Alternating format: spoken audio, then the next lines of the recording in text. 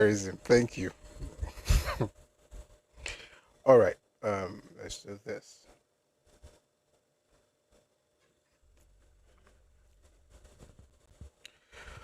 All right. Good evening, everybody. Thank you once again for being here. I hope you're having a wonderful day. It's a lovely Thursday evening, and we're gonna have a great time together today. And let me welcome those of us on TikTok, especially those who have helped get the likes to 63.4k likes. Thank you, sirs and Maz. And I shall clap and also cheer. Thank you. Koboko, thank you, AB71, thank you, Concilium Preventers, thank you, the Elevation Lab. Thank you, guys. Thank you very, very much. I really appreciate it. Joba Jaguar, thank you. There are many other people who I'm just trying to see if I can call as many names as possible. Olumuyiwa, thank you. Thank you very much for liking the live and for supporting. These things, well, they do help a lot. All right. So when you like the live, it helps push us to the FYP. So thank you very much for your support. All right. Please, if you're on TikTok, don't stop tapping. Let's keep pushing the live to the FYP. And if you're on, excuse me. All right. If you're on, excuse me.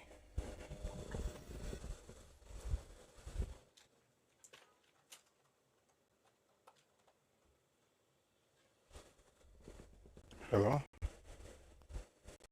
Hello? Okay.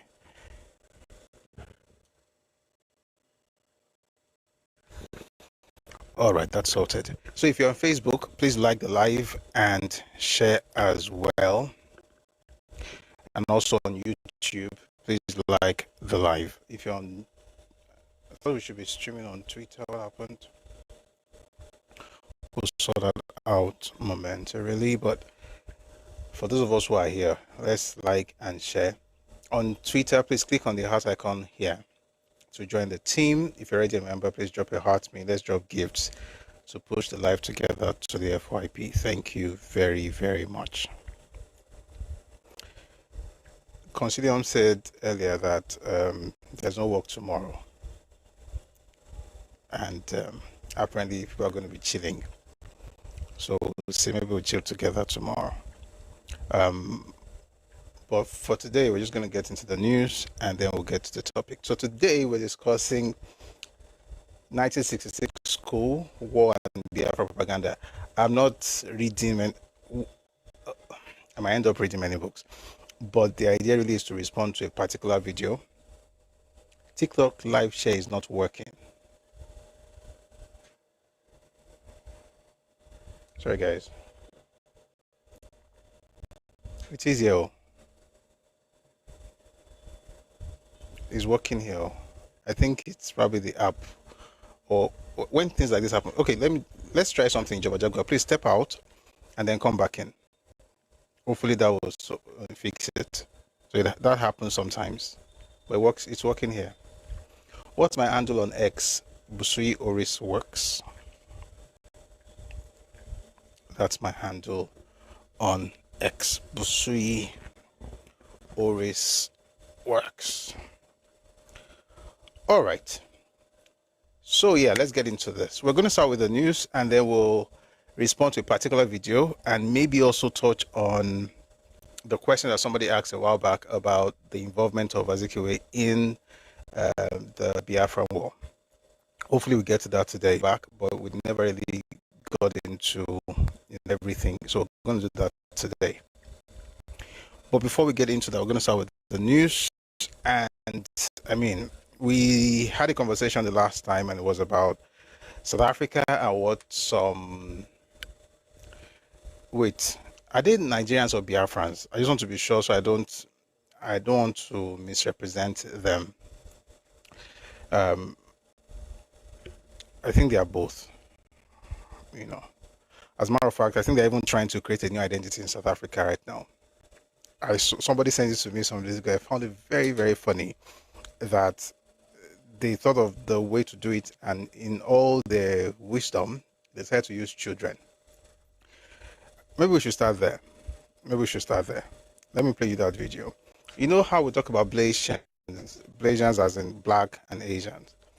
Apparently, there's something that I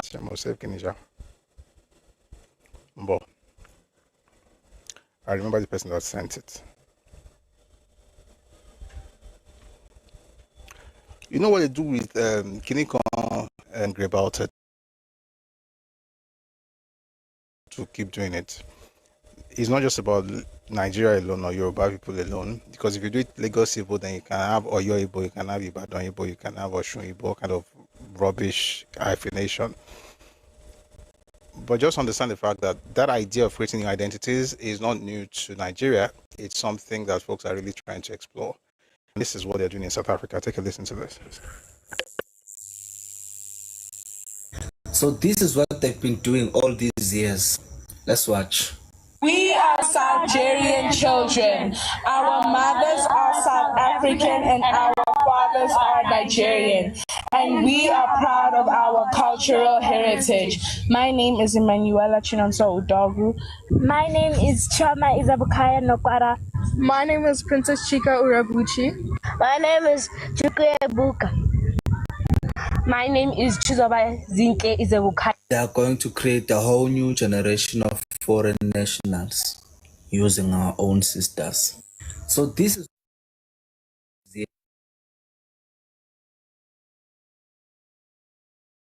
Algerians, South Algerians, but people should help the children now. Listen, you can be South African Nigerian, like the same way you can be British Nigerian, or Nigerian British, or Nigerian American, or American Nigerian, whichever one. So you can be Nigerian, but I've not heard South Algerian, and I'll tell you the reason. The reason is because it's intentional, by the way, but it's very dumb. You know how you have colored in South Africa? That's how you're going to have like a new tribe of folks. And if you notice the names of all the children, it's sad that they're using kids. It's very sad. You shouldn't use children for things like this. You should be bold enough to own up to whatever grand idea you have without dragging kids into it. But here's the thing, right? All the children are from a particular part of Nigeria. They're all Igbos. But it's not good for the children, to be honest. I mean, jokes apart, it makes no sense for kids to be involved in things like that. What do you mean we are Algerians? What does that even mean? Looks like a badly formed opinion, a badly formed idea, you know, Algerians. Someone wrote on YouTube, yeah, says a new tribe called Algerian is rising in South Africa. They are going to compete for opportunities with the future generations of South Africans. Now we know why the ANC, the DA, the EFF, and Spaza shops mafias are feeding little South African children poison foods and snacks. Anyway, that's something that they'll be Nigerian, South African. Is that not good enough? Almost 200 years to begin to push back. And that's the Hausa Fulani. We saw the video last week about the Hausa guy that came up and said they have this indigenous group and they are pushing hard against, you know, the idea that they are the same as Fulani. Anyhow, the point is those ones were successful and now they are pushing back at it. It's better to nip it in the bud than to allow things fester. And that's why we're against the idea of Kineko Igbo. People should just enjoy where they are and may God bless all of us. That was just by the side. Now let's get into the conversation for today. We're going to end this thing about South Africa. Did I say end? We're going to just talk about the conclusion I think they've reached. I don't know if this is the end, and then we'll go into other topics. So this is, I think, is a representative of Nigerians in South Africa, and they're trying to douse attention and settle things now. And this is what one of them had to say. This one is a representative of Nigeria. Definitely, take a listen, please. I'm speaking on behalf of His Excellency that Nigeria does not support any irresponsibility. We will never support any illegality. We will never. By the way, I think it's important to create a back story to that in case you just joined us for the first time. So we had a conversation the last time about Igbo King in South Africa and how that led to riots and protests that eventually culminated in the destruction of properties. Okay, um, vehicles were burnt down, buildings were torched, because some people didn't know the basic parlance. When in Rome, behave like Romans. Either they don't know, or they didn't, or they chose not to even abide by something so commonsensical. Anyway, the Owala happened, and now we are trying to settle the rift, so to speak. So I'm going to play you clips from different people, waging in and trying to douse the tension. So we're going to start with a representative of Nigeria, and he's from the embassy, of course, of Nigeria-South Africa, and it's quite good what he said. But let's take a listen, please. Speaking on behalf of His Excellency that Nigeria does not support any irresponsibility. We will never support any illegality. We will never support anything that will harm the peace, the interest of South Africa. So what really happened the last time, please, the government to government, they are dealing with it. The embassy is dealing with it. And I want to assure you that you will never hear that again. Please, you will never hear such again. Please, the way you have been peaceful with us, continue to be peaceful with us. We are brothers. We are African brothers. We are African brothers. Do you understand? Except if you put on something like South African. If you go out now, nobody will say you are South African. If they see the two of us, you wouldn't know I'm a Nigerian, because we share the same face. We are blacks together. So I will stop here. That we are talking to our citizens, we are engaging them every day, every time we are engaging them, and I want to assure you that you are going to see a lot of positivities. Do you understand? Please carry this message back to your people at home. Nigeria loves South Africa. You have touched us. You saying that you contributed. No, listen. What I'm saying, I want to repeat that. Don't hold us hostage. Your people, they cannot use what used to happen before and make as they please here in our country. Because whenever we fought for this freedom, when we were that side, our people were that side, they didn't act the way they are acting here. And then you saying that you apologize. You know what the apology that you need to do? Go and get that Igbo thing, whatever that you call it with name Tonton. Make sure those people are deported, and we want to see you as an embassy getting involved. Those people are deported back to Nigerians. And other Nigerians who are here illegally in our country, we want you to get involved. And we want you to commit yourself, national on TV, to say you're going to deal with those drug lords who are in our country, who are busy terrorizing our country, taking our kids for our rights, making them the nyaupe, like anything, like, nonsense that is happening in our country. This issue is very emotional. One cannot even talk properly because it's affecting the future of this country with our youth, who happens to become future leaders of this country, ministers of this country. But your Nigerians, guys, they are busy putting them drugs. We want you to commit yourself. Please, don't hold us hostage here. Whatever that you contributed to assist us, if you claim to be a frontline state, even it was not, you did not contribute anything. Yes. You did not contribute anything. We know countries that have contributed in our revolution. In Zimbabwe, they were not. So now you're claiming that. As much as you are claiming it, we are saying to you, go help our government and our legislation to deport your people. Go.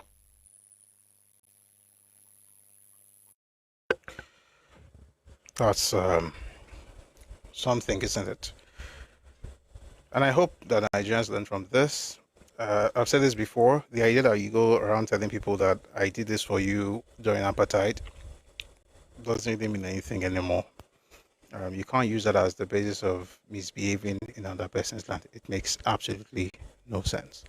But it's also good what the representative of the Nigerian government said there. And it was being diplomatic. The other thing about we have the same face, the good thing in all of this? Well, one of the good things is that folks out there know exactly who in Nigeria is doing what.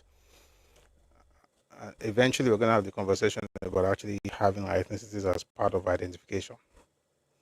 You're not just going to say you're Nigerian. You're going to say you're Yoruba Nigerian, Tiv Nigerian, Ibibio Nigerian, Igbo Nigerian, Hausa Nigerian. So they will know exactly where you're from, and then, at least before they give people their own countries, hopefully. All right, we're going to get into other things. Jailings, welcome. Good to see you. It's been a minute. Olataji says, see people who did not contribute claiming rights in another man's land. Yeah, I don't think it's fair. 1 second. Ombo.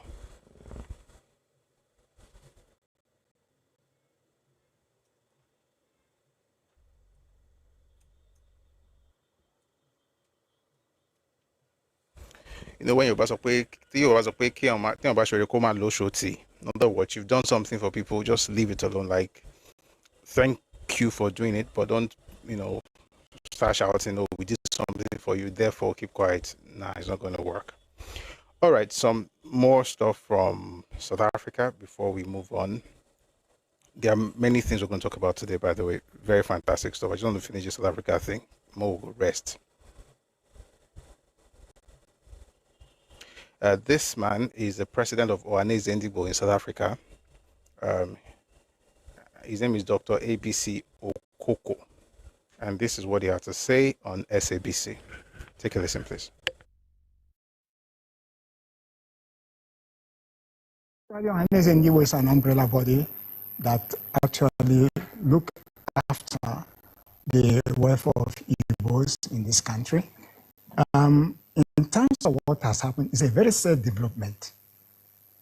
What is playing out are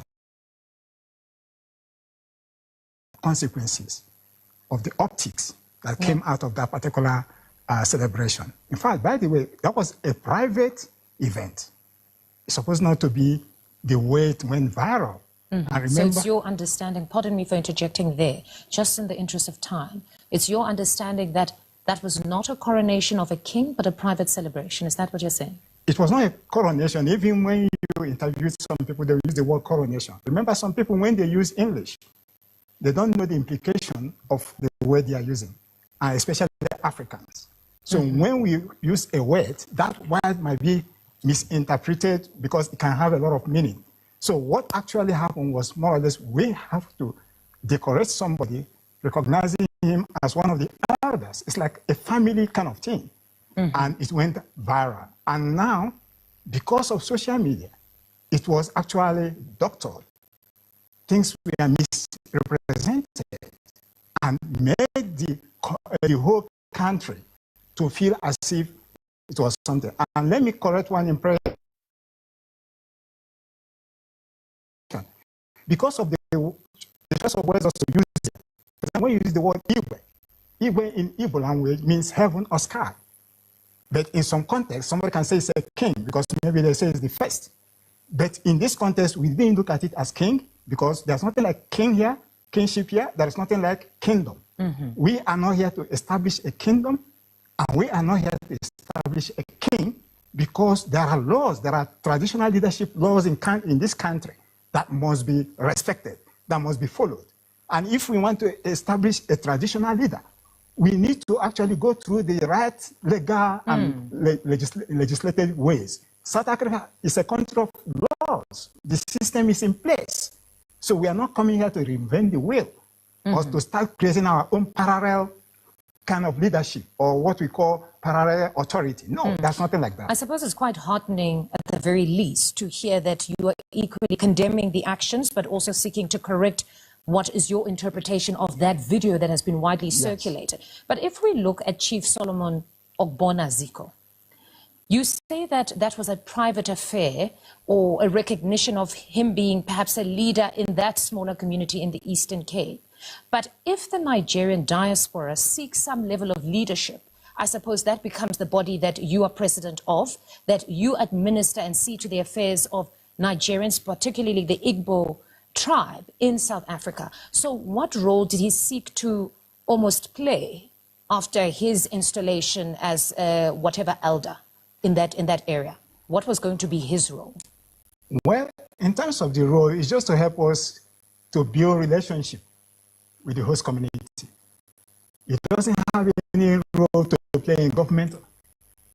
It doesn't have any role in terms of managing land and resources. These are aspects of traditional leadership. And there are other aspects we know in terms of traditional leadership.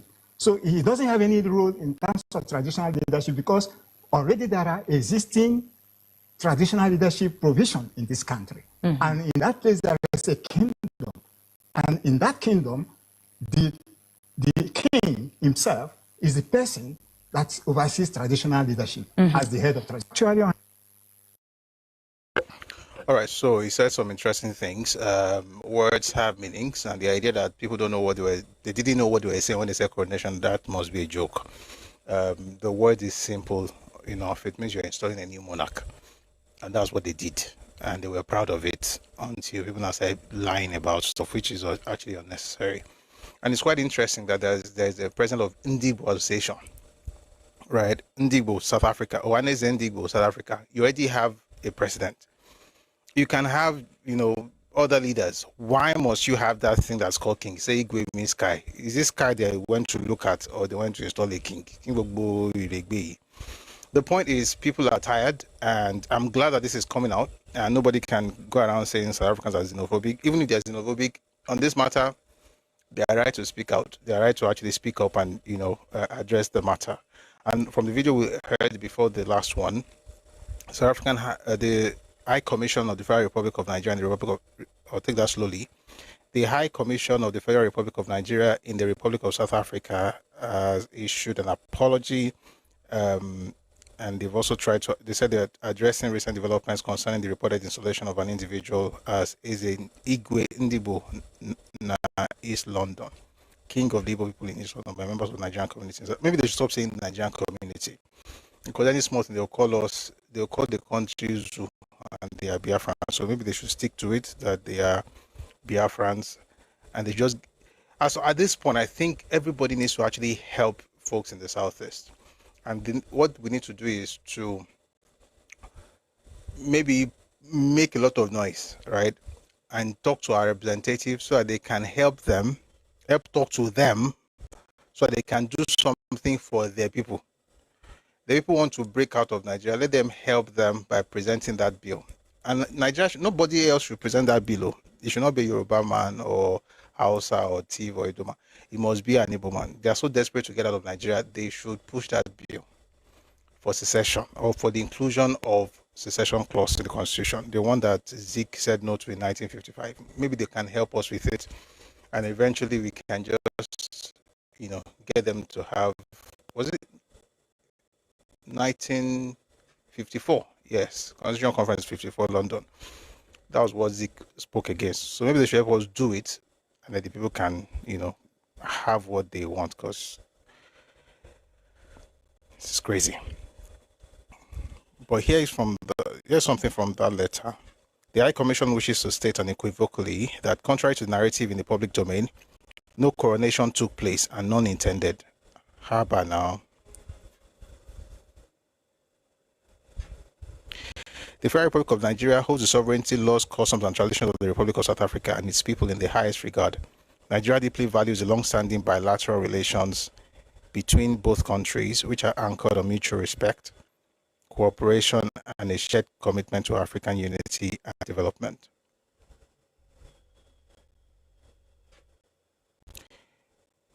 Whoever wrote this thing they need to talk to him more. That they're doing traditional ceremonies. What's the business of your host communities that you want to do? Central to Igbo cultural expression are festive celebrations, which are not merely moments of entertainment, but profound expressions of history, spirituality, and social cohesion. Among the most prominent is the New Yam Festival. Can the Ohanes Ndigbo not do this thing? A Thanksgiving event held annually to mark the end of the farming season. Are you farming in South Africa? What kind of nonsense is this? Equally significant are masquerade festivals, where elaborate costumed performances embody ancestral spirits. These events are elaborate traditional ceremonies further highlight the richness of Igbo culture. These events are elaborate, involving extended family negotiations, symbolic rites, and joyful festivities that can span several days. Whoever is working in this commission, they need to talk to them more. And by the way, the South Africans have also responded to this letter. Let me just play what they had to say. And other communities that have settled in South Africa, we now have a vibrant Nigerian community in South Africa. Their circumstances led to their movement across the world as migrants, and what has intended to be a pain is becoming a blessing around our community. We are looking forward to tomorrow to crown the Igwe. Thank you very much. We are presenting King Paulo, Mr. Texas. We found it very, very, very, very important when we been approached by the crew that came here, and it's been so supportive. So we, as the King Paulo, Mr. Texas, we feel that at least it did bring a difference. That video was shared by a South African account, saying that the words they used there literally was that they were there to crown a king. Anyway, I think the important thing is that folks learn to move away from this thing, where there's like a need to upset the balance in societies, right? Whether it's in Yorubaland or in Ghana or in Mozambique or in South Africa, in different parts of the world, it's nauseating. Someone says it will not be good for Igbos to separate too. I'm reading from YouTube, by the way. The person is Dan Slanged. This is your name, eh? It says it will not be good for Igbos to separate. They will be landlocked. Igbos should not hold on tight, please. Why would it not be good for them to separate? If there was no Nigeria, would they not exist? Would they not survive? What do you mean they're landlocked? Are they the only landlocked country in the world? Are there not many other countries in the world that are landlocked and are doing well? If they want to leave, they should leave. I mean, it's better for them to leave. What's this thing about landlocked? It has to be, as far as I'm concerned, I think it's a person who thinks they cannot survive because they're landlocked are people who cannot think. Because if God doesn't give you a place that with access to the sea, I mean, does that mean they're not going to leave? They will leave now, and then they will talk to people. They don't really have land for agriculture like that. What did they do? They went to China. Believe it or not, it's a particular province in China where Singapore is farming. Just because you don't have something doesn't mean you cannot exist. They can exist now. They are landlocked. They are landlocked, not here. May God help every landlocked person. Now let's leave that matter and go to the news in Nigeria now. So, you heard what happened yesterday. INEC discontinued recognition of David Mark-led ADC.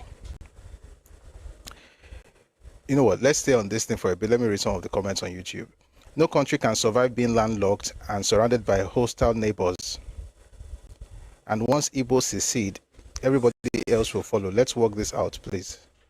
Are we working it out on YouTube? Listen. Let's stop this funny thing. Who is hostile towards the Igbos? Nobody. If people are hostile towards Igbos, how come Igbos are living everywhere? That means people are not hostile to them. Switzerland is landlocked. Is it Botswana and Lesotho? They are landlocked and they are doing well. They should listen. And this is the problem I have with guys. I'm going to come back to the news. This is the problem I have with Nigerians on this matter of secession.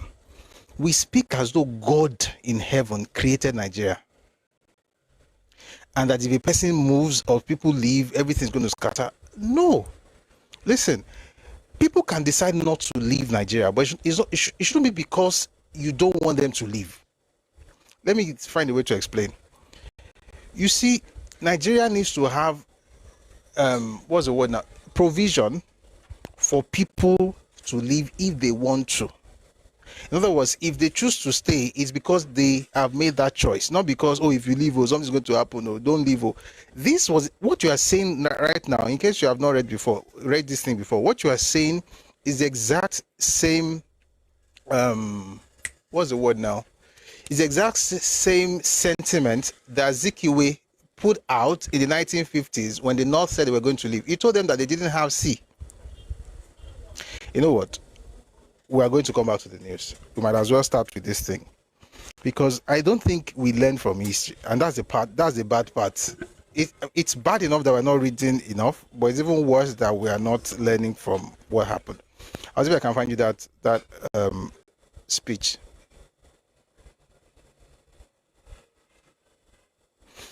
The North wanted to secede, and Zeke, in his, I don't know, brilliance, said, "Oh, you don't have seaports. You know, you don't have. There's no way you're going to be cut off from Nigeria. Therefore, don't secede." The North had tried to secede at least twice before independence.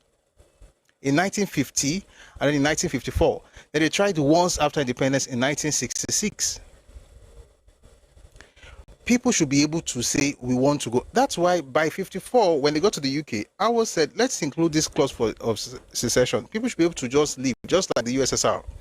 Before Azikiwe came up with his Justice Chase and Texas thing. Mombo.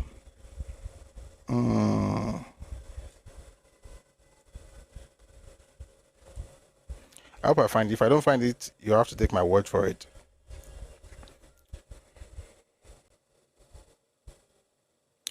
I think I found it. 1953. So they went for the conference in London in 1954, and that was where Awolowo brought the idea of including the secession clause. And Sardauna was in support. Azikiwe spoke against it. Okay, I think I found it. I'm going to read to you what Azikiwe said. Why am I doing this? So that we don't repeat these mistakes. In 1953, when Northern Nigerians were beginning to consider secession from the Nigerian colony that would soon be a nation, Nnamdi Azikiwe gave a speech before the caucus of his political party, the National Council of Nigeria and Cameroon's NCNC in Yaba, Nigeria, on May 12, 1953. That speech, while not disallowing secession, suggested that there would be grave consequences if the Northern region became an independent nation. Ironically, 14 years later, Azikiwe led his eastern region out of Nigeria and created Biafra, a move that prompted a bloody three-year civil war. So, and I think we're going to get to Azikiwe's issue very soon, himself and Biafra. Azikiwe was an integral part of Biafra in the beginning. And he did not leave Biafra matter until August of 1969. Just a few months to the end of the war. That was when he left. The same man who in 1953 said that, number one, the North must not secede. Then in 54 said there should not be secession clause. Nigeria should exist in perpetuity. What were the words he used? Indissolubility, right, of the union, of the federation, that it must be together for life forever. This same person, 14 years later, 13 years after he made that statement in London, was organizing for the dissolution of the indissoluble country. I'm going to read you what he said in 53. I have invited you to attend this caucus because I would like you to make clear our stand on the issue of secession. This was before London, this is 53. As a party, we would have preferred Nigeria to remain intact, but lest there be doubt as to our willingness to concede to any shade of political opinion the right to determine its policy, I am obliged to issue a solemn warning to those who are goading the North towards secession. If you agree with my views, then I hope that in course of our deliberations tonight, you will endorse them to enable me to publicize them in the press. In my opinion, the Northerners are perfectly entitled to consider whether or not they should secede from the indissoluble union. He has started using that word in 53. Indissoluble. When you check Nigeria's constitution, 1999 constitution, you see the word, there's a word they use. I say that word a lot here. What's that word? There's a word in the preface of Nigerian constitution. Anybody remember? There's a lawyer here now. It's a synonym for indissolubility. No, not perpetual. I want to see if people have been coming to class now. You guys should remember.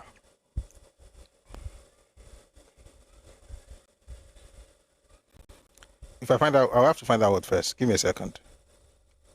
Indivisibility. That's the word. So, Zeke will use the word indissolubility. If you read this 54, maybe we're going to even read this today. Since we're already talking about this, we might as well get into it. if you read his 51st argument, 1954 in London, he kept using the word it must exist in perpetuity, and then talked about indissolubility. So if that uses, thank you, Koboko. So it's that it's indissolubility or indivisibility. Those ideas came from Azikiwe, and that's why I feel funny. Life is quite interesting, isn't it? The same people who are crying to break out of Nigeria, the people who were goading him on and saying, yes, we must be here forever. But let me read some things. Let me go back to Zeke stuff. So he says here, I am obliged to issue a solemn warning to those who are goading the North towards secession. If you agree with my views, then I hope that in course of our deliberations tonight, you will endorse them to enable me to publicize them in the press. In my opinion, the Northerners are perfectly entitled to consider whether or not they should secede from the indissoluble union which nature has formed it and the South. But it will be calamitous to the corporate existence of the North should the clamor for secession prevail. I therefore counsel Northern leaders to weigh the advantages and disadvantages of secession a lot. He's not saying this for the North. He's saying it because a lot of Igbos were working in the North. He was born in the North. 49 years before this speech. He was born in Zungeru in 1904. It's not altruism. It's based on interest. But let me read it. As one, as one who was born in the North, I have a deep spiritual attachment to that part of the country. But it will be a capital political blunder if the North should break away from the South. The latter is in a better position to make rapid constitutional advance, so that if the North should become truncated from the South, it will benefit both Southerners and Northerners who are domiciled in the North more than their kith and kin who are domiciled. I'll tell that again. It's important for me to slow down. As one who was born in the North, I have a deep spiritual attachment to that part of the country, but it will be a capital political blunder if the North should break away from the South. The latter is in a better position to make rapid constitutional advance, so that if the North should become truncated from the South, it would benefit both Southerners and Northerners who are domiciled in the South more than their kith and kin who are domiciled in the North. That's the basis of his conversation. And the thing is, you don't even have to misinterpret anything or make anything out of it. Just read it for what it is.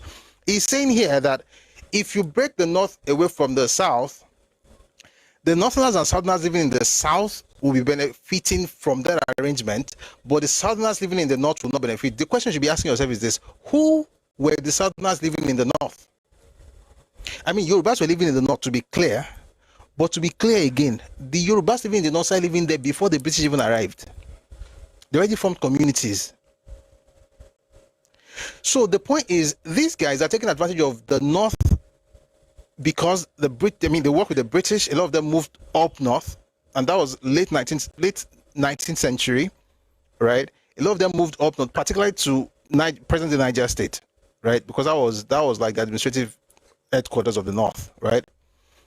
Zungeru is in Niger State, and then into other parts of the North. So what he's saying here is not about what's going to benefit the North essentially. It's about what's going to benefit the people living in the North, particularly, I dare say, the folks that you call Southerners, but we all know what Southerners actually mean in this context. There are several reasons for my holding to this view. Secession by the North may lead to internal political convulsion there when it is realized that militant nationalists and the organizations like the NLPU, the secessionist movement, and the Middle Zone League have aspiration for self-government in 1956, identical with those of their southern compatriots. That's the exact thing that gentleman wrote on YouTube earlier. He said as soon as they break away, others will want to break away. That's what Zeke said in 1953. If the North breaks away, there are middle belt guys that want to break away. There's NLPU that want to break away. They also are demanding to have their states. Why shouldn't they have their own states? I'm trying to say that we are in soup because some people were selfish and short-sighted. And we are making the same excuses they made in 1953 in 2026, as though nothing has changed. And it's like nothing has changed. So he says, it may lead to justifiable demands for the right of self-determination by non-Muslims who form the majority of the population in the so-called pagan provinces like Benue, Ilorin, Kaba, Niger, and Plateau, not to mention the claims of non-Muslims who are domiciled in Adamawa and Bauchi provinces. In other words, don't break the North. Why shouldn't they break out of the North? What is in it for you that makes you think that those minorities should be held down just because you want to have one Nigeria? It may lead to economic nationalism in the eastern region, which can pursue a policy of blockade of the North by refusing it access to the sea over and under the river Niger. This is a threat, by the way. I'll take it slowly. It may lead to economic nationalism in the eastern region, which can pursue a policy of blockade of the North by refusing it access to the sea over and under the river Niger, except upon payment of tolls.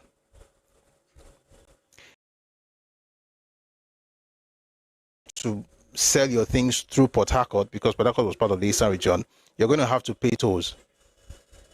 And so, it may lead to economic warfare between the North on the one hand and the eastern or western regions on the other, should they decide to fix protective tariffs, which will make the use of the ports of the east and west uneconomic for the North. The North may be rich in mineral resources and certain cash crops, but that is no guarantee that it will be capable of growing sufficient food crops to enable it to feed its teeming millions, unlike the East and West. What kind of rubbish is this? The North has never depended on agricultural produce from the South.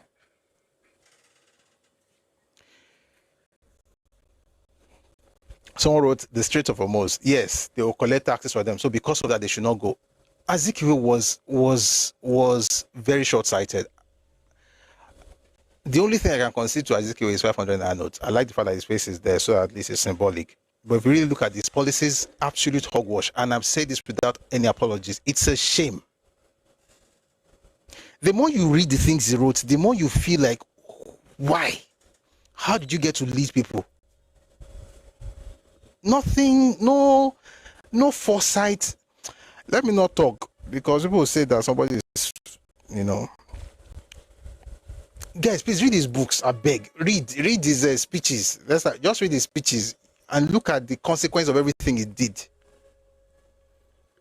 Someone says, why is he speaking for the West? You notice he said or, he didn't say and, because he knows that what he was saying had no bearing. I didn't mention Lagos. Let's continue.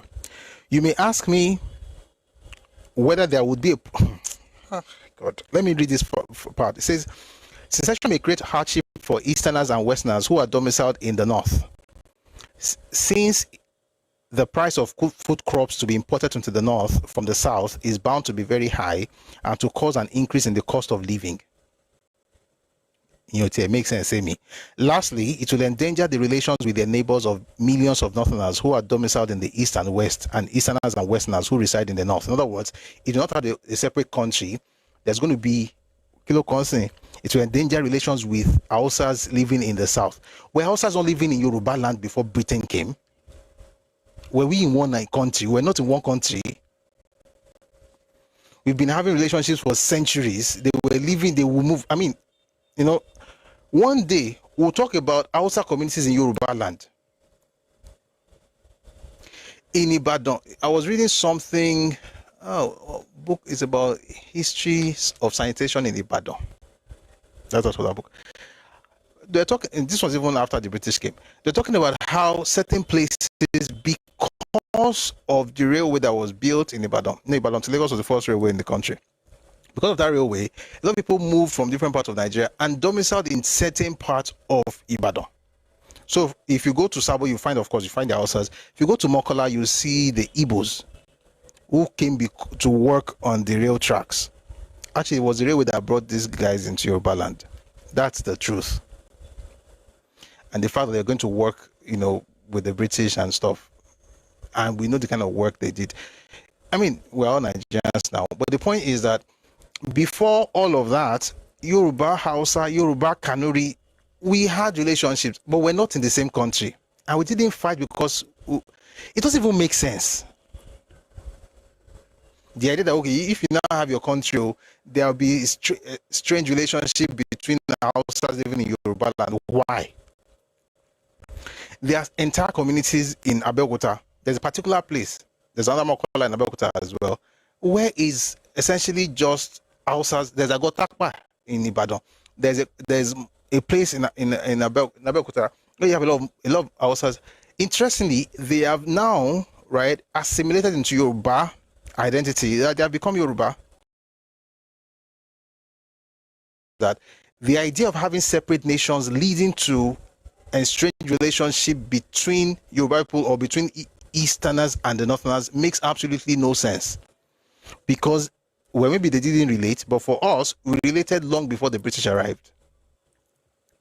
Then it says here, lastly, it will endanger the relations with the neighbors of millions of Northerners who are domiciled in the East and West, and Easterners and Westerners who reside in the North.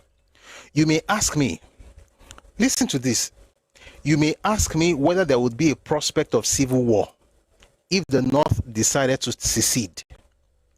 My answer would be that it is a hypothetical question which only time can answer. In any case, the plausible cause of a civil war might be a dispute as to the right of passage on the River Niger, or the right of flight over the territory of the Eastern or Western region. But such disputes can be settled diplomatically instead of by force. Nevertheless, if civil war should become inevitable at this stage of our progress as a nation, we're not even a nation, we still aren't, then security considerations must be borne in mind by those who are charged with the responsibility of government of the North and the South. Military forces and installations are fairly distributed in all the three regions. If that is not the case, any of the regions can obtain military aid from certain interested powers. It means that we cannot preclude the possibility of alliance with certain countries. He was already planning in his head how the South would align with foreign countries to fight the North. This was 14 years before the Nigerian Civil War. And you know the sad part? Every single thing he said would happen to the North if you not decide to secede happened to the East. It happened to Igbos when they decided to secede. Is God not good?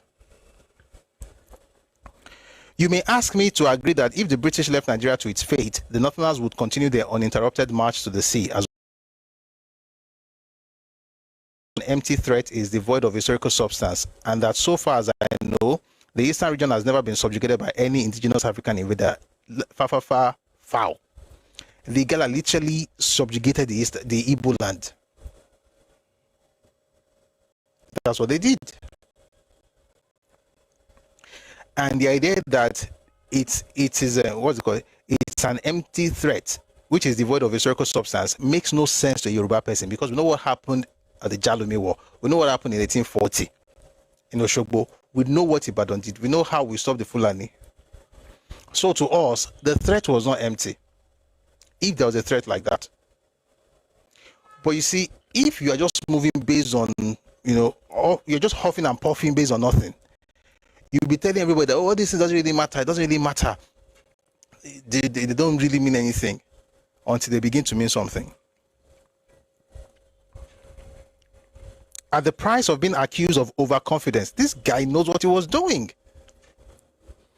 At the price of being accused of overconfidence, I will risk a prophecy and say that, other things being equal, the Easterners will defend themselves gallantly if and when they are invaded. Who is speaking here? Azikiwe.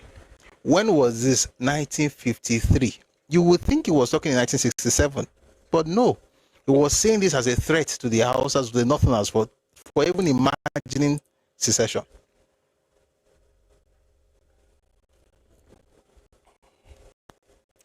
Let me take this opportunity to warn those who are making a mountain out of the molehill of the constitutional crisis to be more restrained and constructive.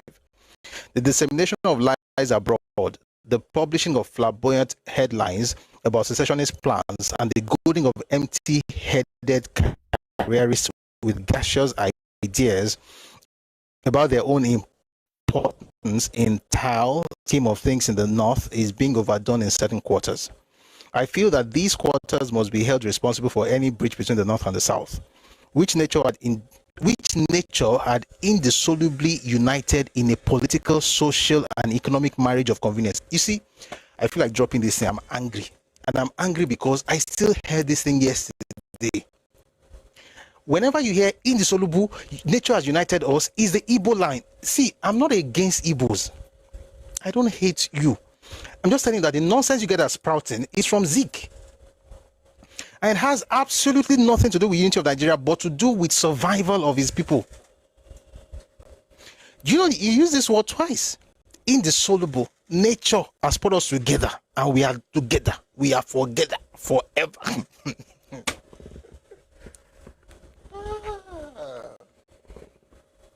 We are united. We must be together. It's a nation. It is not a nation. Nigeria is not a nation. It's a country of many nations. And what you're doing is that you want to take advantage of the other nations as a nation, but you're going to say to the other nations that, listen, we are doing this because we are united. You are not uniting with anybody. Are we joking? History has shown us that this had nothing to do with unity. And I see the clown on YouTube be insulting your parents. You don't have sense. Whatever they did, let me not talk. The point is, the strategy has not changed. It's the old dog, has no new tricks. Nature has brought. I find it weird that the person wake up at maybe morning, night, or day and say nature has united Nigeria indissolubly. Do you know the weight of what I just said? That nature means God, because it's not flowers and plants that did the unity. So God or did the uniting. God indissolubly united Nigeria. What does that say to you? It's telling you that, number one, this unity is made by God. It's not true. God did not unite Nigeria. The British did. Do I want Nigeria to break up? No. But you see, once you have this mindset of God did it, you have lost every ability to reason your way out of problems, because it's God that did it. You're not even going to give your people the opportunity to choose whether they want to stay or leave. And this is a mindset of a thief, by the way. And that's the reason they got into the problem in 67. And that's the reason they have Nnamdi Kanu. And that's the reason they're crying today.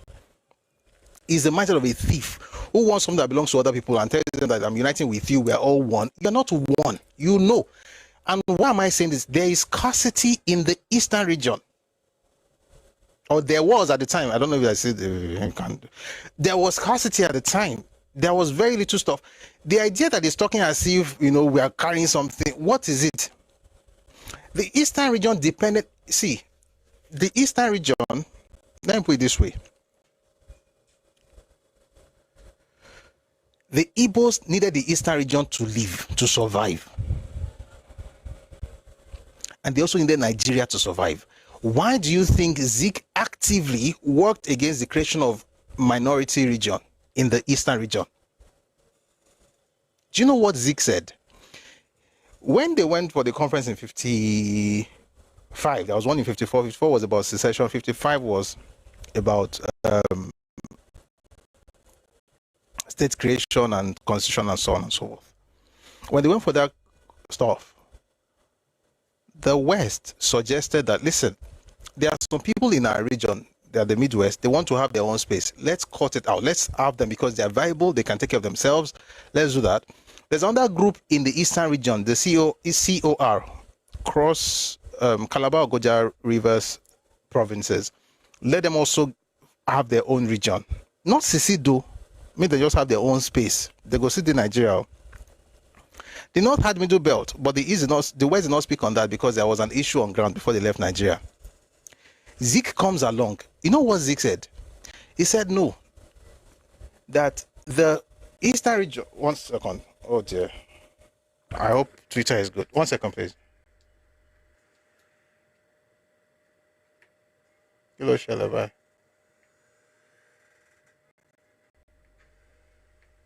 All right. Zeke said, don't touch the... Okay, so Zeke said, let's do it this way. You want to break the West into two. You have West and Midwest. And then you want to break our own region, East, into two. You have East and COR. Let's do it like this. And then some people are also clamoring for that in the North. This is my idea. This was Zeke's brilliant idea. Let's not touch the North. Let's leave it alone. Let's not touch my region, the East. Let's not touch it at all. Let's leave it alone. But you see that West, let's break it into four. Let's get the Midwest out. Then let's create Lagos. Then let's create central, like where do you have the Oyo province, the Osun province, the Ondo and Okiti. Let's create that one. Then let's create something we'll call cassava and coconut. What kind of nonsense? Kola nut. Cassava and kola nut state. That one will be the Egba and Ijebu. Zik, in his wisdom, was dividing Yoruba Western region into 4, while holding on to the Eastern minorities in the East in 1955.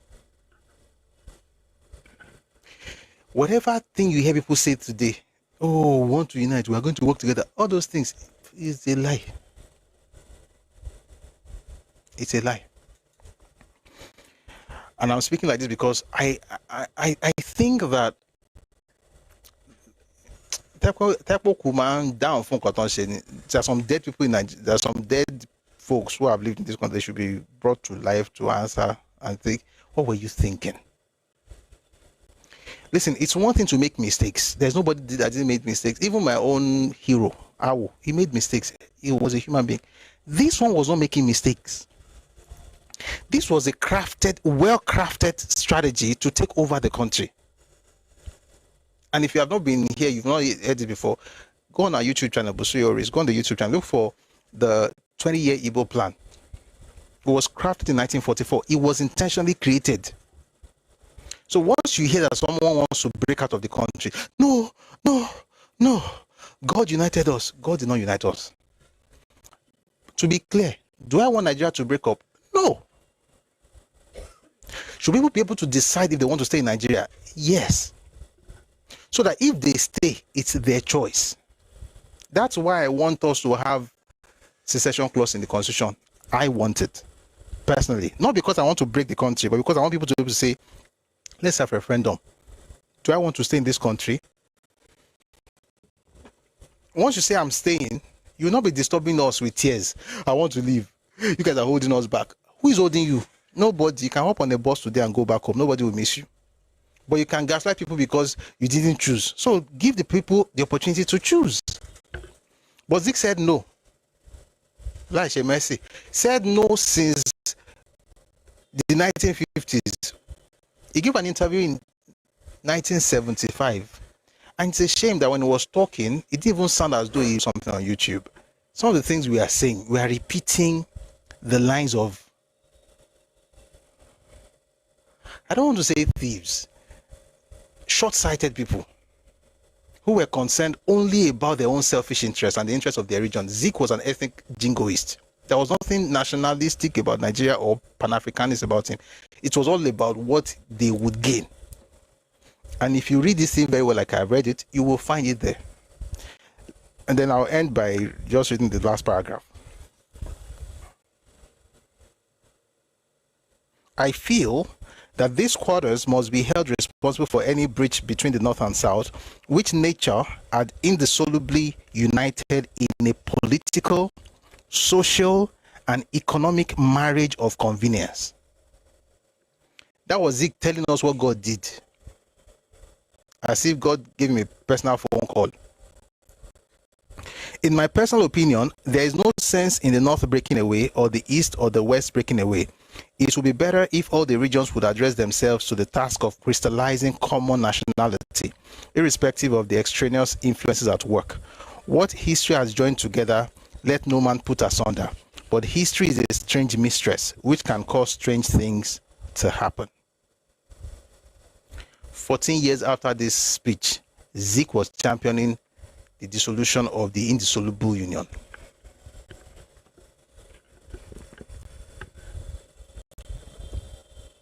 With these few points of mine, I hope I've been able to convince you to stop saying things like, oh, if they don't break away, if they break away to affect other people, let it affect other people. Let me tell you the truth. Have referendum today. Referendum, have it today. Majority of the Igbos will stay will vote to stay in Nigeria. They will vote to remain. Do you know what Nigeria is to the Igbo?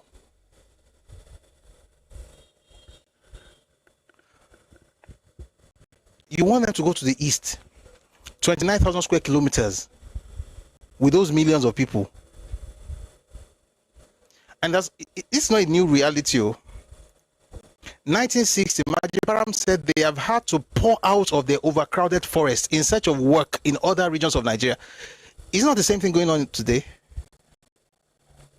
Why did Ojukwu, when they went to have this meeting at Addis Ababa, why was Ojukwu saying that they wanted dual nationality in 1967, 68?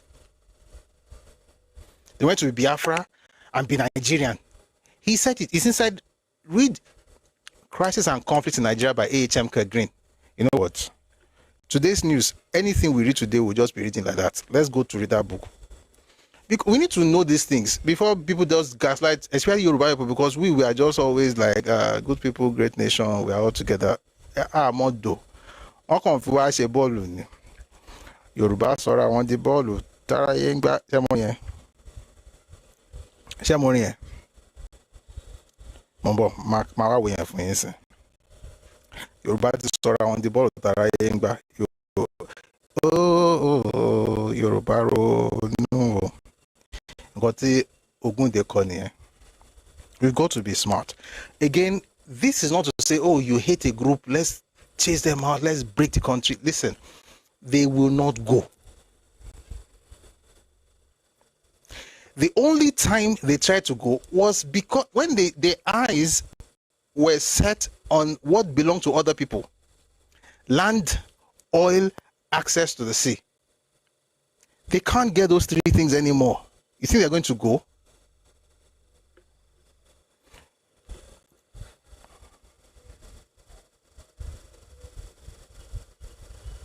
But let them choose to stay if they want to stay. That's my point. I'll read something to you. What did I say earlier? I said something I wanted to read about. I'm coming home. Dual citizenship. But before I read that, let me read something to you here. This is from Crisis and Conflict in Nigeria by A.H.M. Green. It says here,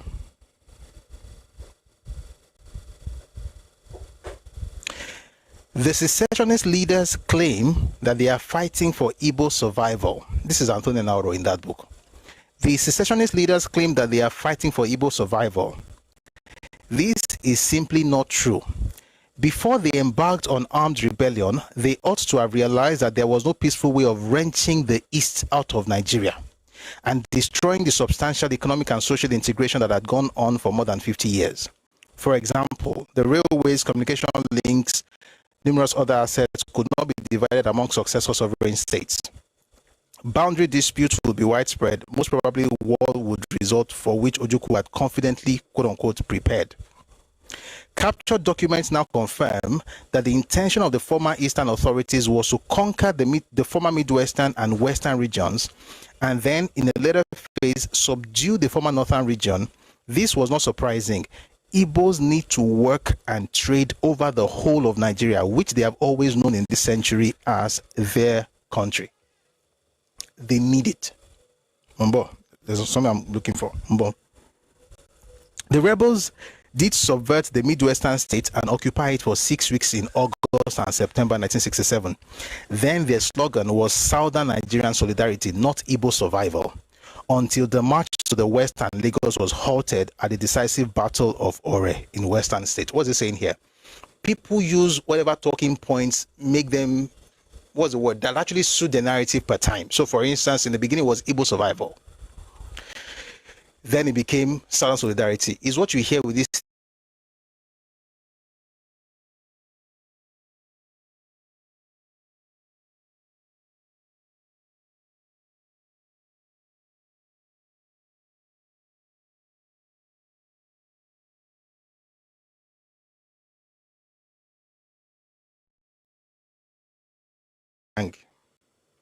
and may have to do with, you can see here me, I'll be okay, because I noticed that the other devices were, oh, but I don't mind unity, we can unite, but we have to talk about the specifics.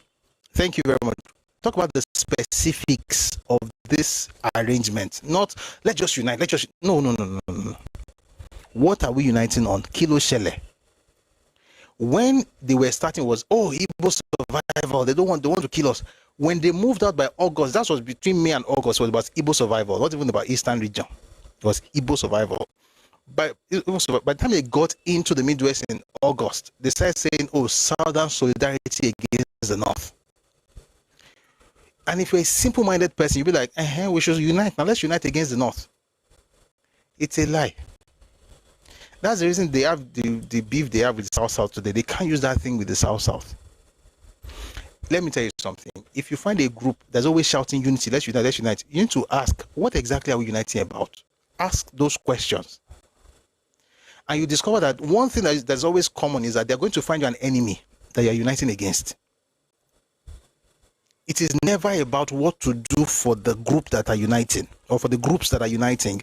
It's always about an external enemy that your unity will protect against. That's not unity. It's just doing this thing where you are organizing because of an enemy. You're not organizing for growth. You're not organizing for development. You're just organizing for an enemy. You'll be shocked. That enemy is that person's potential friend, and you are a potential enemy. As soon as the interests shift, that enemy becomes a friend, and they can use it against you as well. I want to read that thing about dual citizenship very quickly. This is still Anthony Nauro, by the way. This was August 12, 1968. It says here, there are even some Igbo personnel fighting in the federal armed forces, and many more are in active service in the police, prison service, and so on. The war to crush the rebellion is not a tribal war against Igbos. Even secessionist leaders, listen to this, even secessionist leaders concede that the concept of an Igbo apartheid state or Igbo-stan is untenable. If the federal government were to consider an independent state embracing only Igbo land, that state would not be viable. And the secessionist leaders would not accept it. Why would the state not be viable? Thank you for asking, no, Bella Binyo. Listen, just before the war, in fact, let me read to you. Just before the war, they made some money in the eastern region. Of that money, they made 25 million pounds from annual agricultural export. 25 million pounds from the eastern region. 16 million out of the 25 million came from the eastern minorities.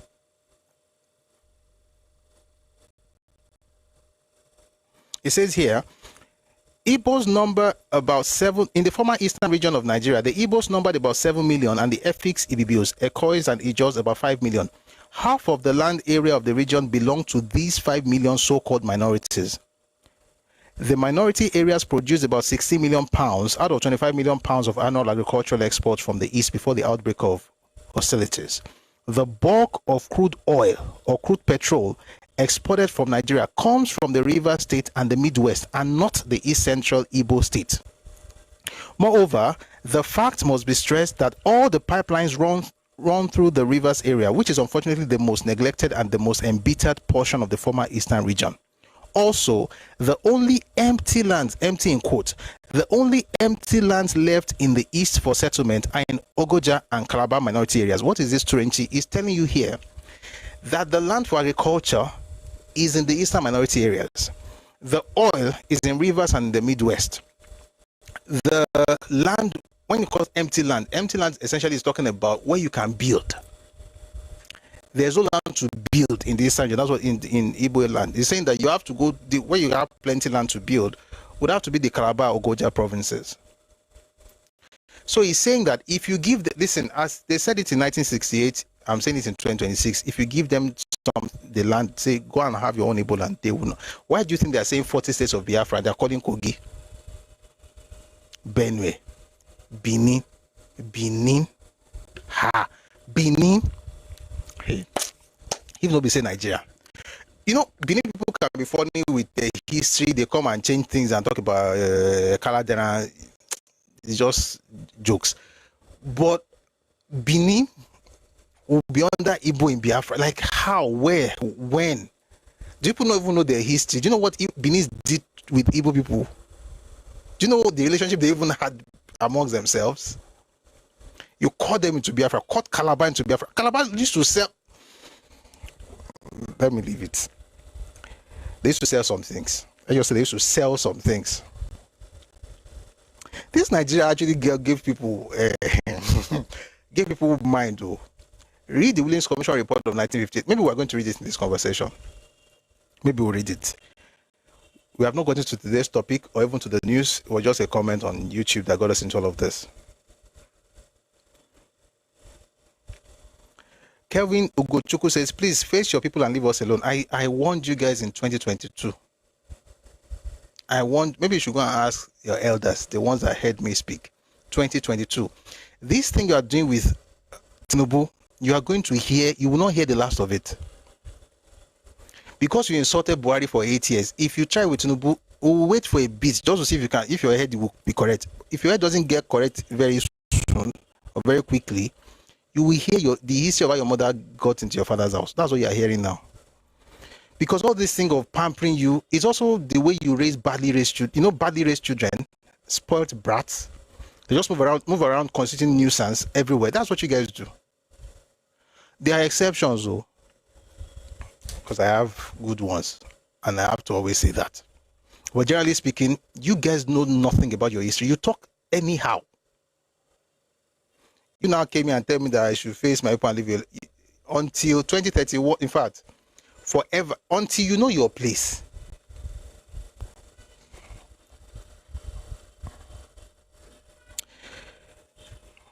If the federal government were to concede an independent state embracing only Igbo land, that state would not be viable. Why? Because in the last skinny 60 million or 25 million came. Do you know what that percentage is? 64% of agricultural revenue came from the eastern minority areas. 16 over 25 times 100. That's 25 in 100, 4 times 16, 64%. So they could only account for 36. And they had more people than the minorities. Why do you think what happened in Port Harcourt after the war happened? Why do you think abandoned property issue came up? Because of what happened to the oil and the money and how they gave preferential treatment to certain people to have access to the land. Well, that's the topic for another day. He's saying here, if the federal government were to consider an independent state embracing only Igbo land, that state would not be viable and the secessionist leaders will not accept it. Consequently, they talk of Biafra embracing all of the former eastern region because of the agricultural wealth and empty lands of the southeastern state and the oil of the river state, and because of access to the sea. That's the reason you see how 40 states of Biafra, 40 states of why 40 states? 3 reasons. You know what? I'm thinking of something. I'm going to bring it out later. The agricultural land where to plant, the empty lands where to build, the oil from the rivers area, and the access to the sea. That's all. Nobody really cares for the people of those places. Nobody cared. That's why they were killed massively during the war by so-called Biafrans. And in case you've not, go and watch. Go to YouTube, please. Check our YouTube channel. Look for "Win the War" meet. The goose that was laying the golden egg, that's rivers, right? Their people were killed and served in platters.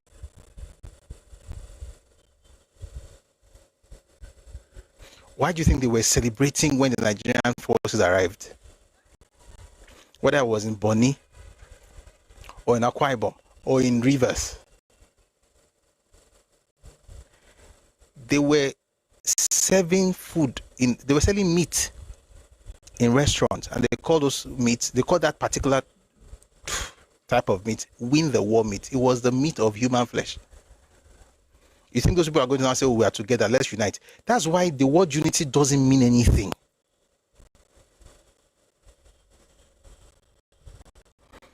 They just wanted the oil, the land, and the access to the sea. It is, however, to be noted that 8 of the 12 states of Nigeria with 80% of its population have no seaports. Ibadan, Oyo State has no seaports, yet Oyo State has 2.5 times the VAT revenue of the entire southeastern region. All this, we don't have sea. God knew you would not need sea. And if you're going to find sea, you can do what they did in the Middle East. Find a way to connect your canals to the sea or whatever. So, as Enaro is saying here that 80% of Nigeria's population has no access to the sea. And they have no seaport. The East Central state is therefore not unique. When you say East Central, it's talking about the present-day Southeastern region. Because by 68, we already had 3 states out of former Eastern region. We had the Southeastern state that's present-day Akwa Ibom and Cross River State. We had Rivers State, which is present-day Rivers and Bayelsa State. And then we had the East Central state, which is present-day, Anambra, Abia, Ebonyi, Enugu, and Imo. This is where we're going. Secessionist leaders also advance the argument that the so-called Biafra can be sovereign but have a customs union. Listen, no, have a customs union, common currency, common services including railways, posts and telecommunications, ports, dual citizenship, and extensive economic relations with Nigeria. This is a special suggestion because sovereign countries resulting from the disintegration of a large unit and separating in war have little hope of successfully jointly administering or sustaining a customs union. What's it saying here? This was August 68. We're going to break out of Nigeria, but we want to have dual citizenship, customs, telecommunications, ports, posts, railways, with the country you are breaking out of. And if you think this was in 1968, I literally heard somebody say this in 2025, last year. Oh, we want to have our own nation, but we're not going to leave Nigeria. We're not going to leave your Southwest too. We're not going to leave. We want to have our own nation, but we're not going to leave Southwest. Don't leave now. Just know that you're going to be an alien, proper alien. Now, I mean, now you're a guest. You now be an alien because you are not a citizen. The plan Ojukwu had is what people still have in their brains, where they can have dual citizenship. Why do you think you heard the video Algeria in South Africa? It's the same mindset.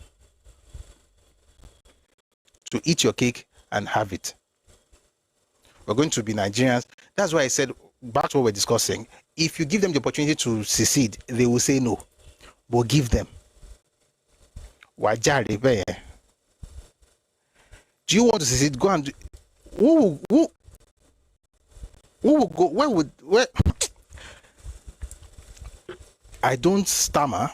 I'm just stopping myself from saying what I want to say, just to be clear.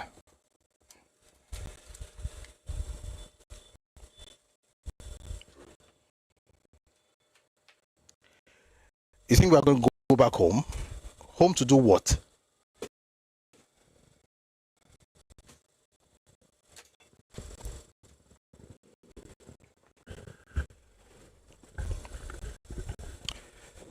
The point is, Nigeria needs to have that conversation where whatever was doing Zeke in 54, hopefully that is not doing anybody again. Hopefully, at least the majority of us. There's no fear in accepting. I'm bringing this rep. Oh dear, I hope we're not off on YouTube. I think we're off on YouTube. Yeah. And okay, it's still good. Bringing disrepute to the nation, going everywhere, calling Nigeria zoo, just causing wala everywhere, all over the world, and still calling Nigeria zoo. Why not let them choose if they want to stay or leave? If they leave, you have not lost anything. If they stay, maybe they will gain something.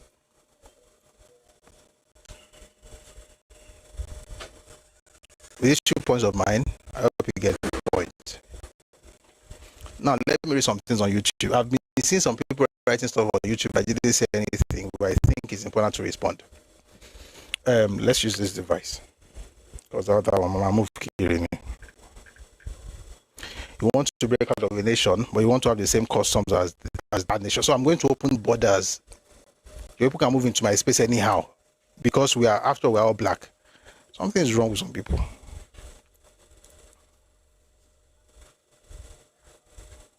And I like what, by the way, before I read this stuff on YouTube, I like what Antonio Navarro said.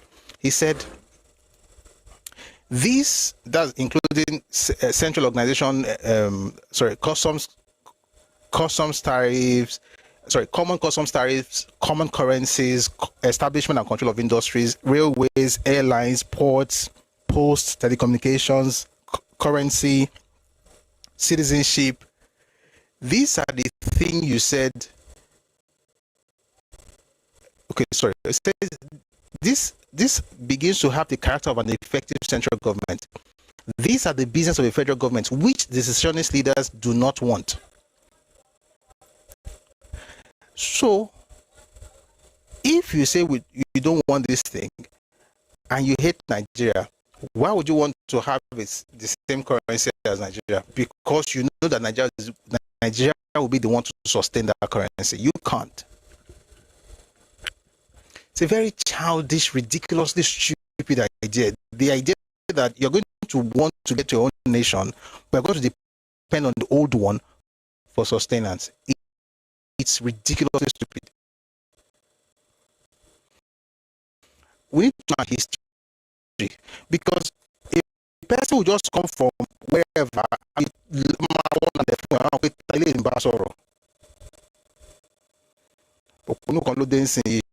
your tribal bigot leader. You're talking to Zeke. If you're looking for the greatest bigot tribal leader, let me send you home. Is your father's father,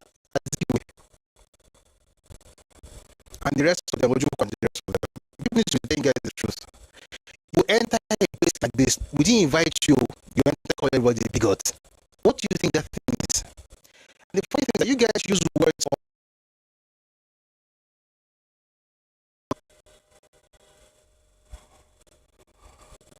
You don't love your parents, you're loving me. You're not serious.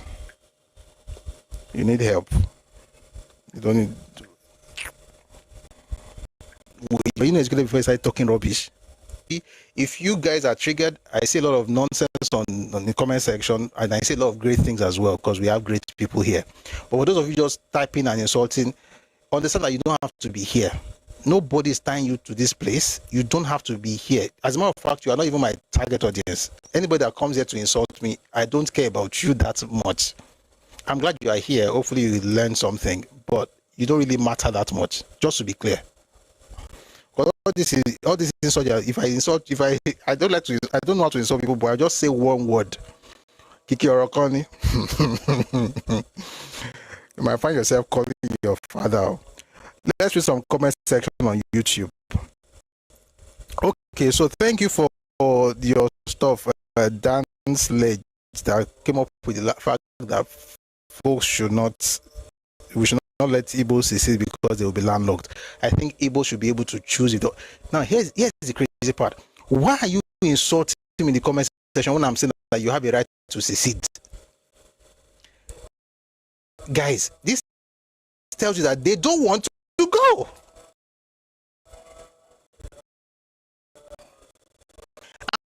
I'm not saying push them out. They are bad. That's right. And you're insulting me. That means you know. If they give a billion opportunities, you will not take one. You will suffer. You will suffer something of Alonja. Let anybody. New Era says Biafra is staring mass starvation in the face. Don't tell anybody. It's starvation, no. Starvation. If it happens by the grace of God, God will bless us. We are blessed. We just walk across. This, in fact, it looks like everything you say now. I'm going to have to be reading books to respond, but I won't read. I'll just speak because of time. You see this masturbation you wrote in the comment section. If people only knew what happened, right? When Ojukwu was giving his interview to Frederick Forsyth, he gave an interview on in 1970. Excuse me, it was the last quarter of 1970. And in that interview, he made it very clear he didn't think about food. There was no strategic plan for feeding these people. No plan. The crazy part is that these clowns insulting me here will never see anything wrong in the fact that the man who took their parents to go and fight did not plan to feed them. I mean, we do productions now. Productions, film, stage, actors, singers, even rehearsals. We have to think of how they are going to eat. May God bless Numa. Numa is in the UK now. Numa, God bless you. I just remember that now. My heart just blessed her. Because she would make sure that whatever had to be done to make sure that the actors and the singers and musicians had something while we're rehearsing. You have to think of feeding the rehearsals, so let alone the production itself. What do they eat? You are not going to war. You didn't think of food.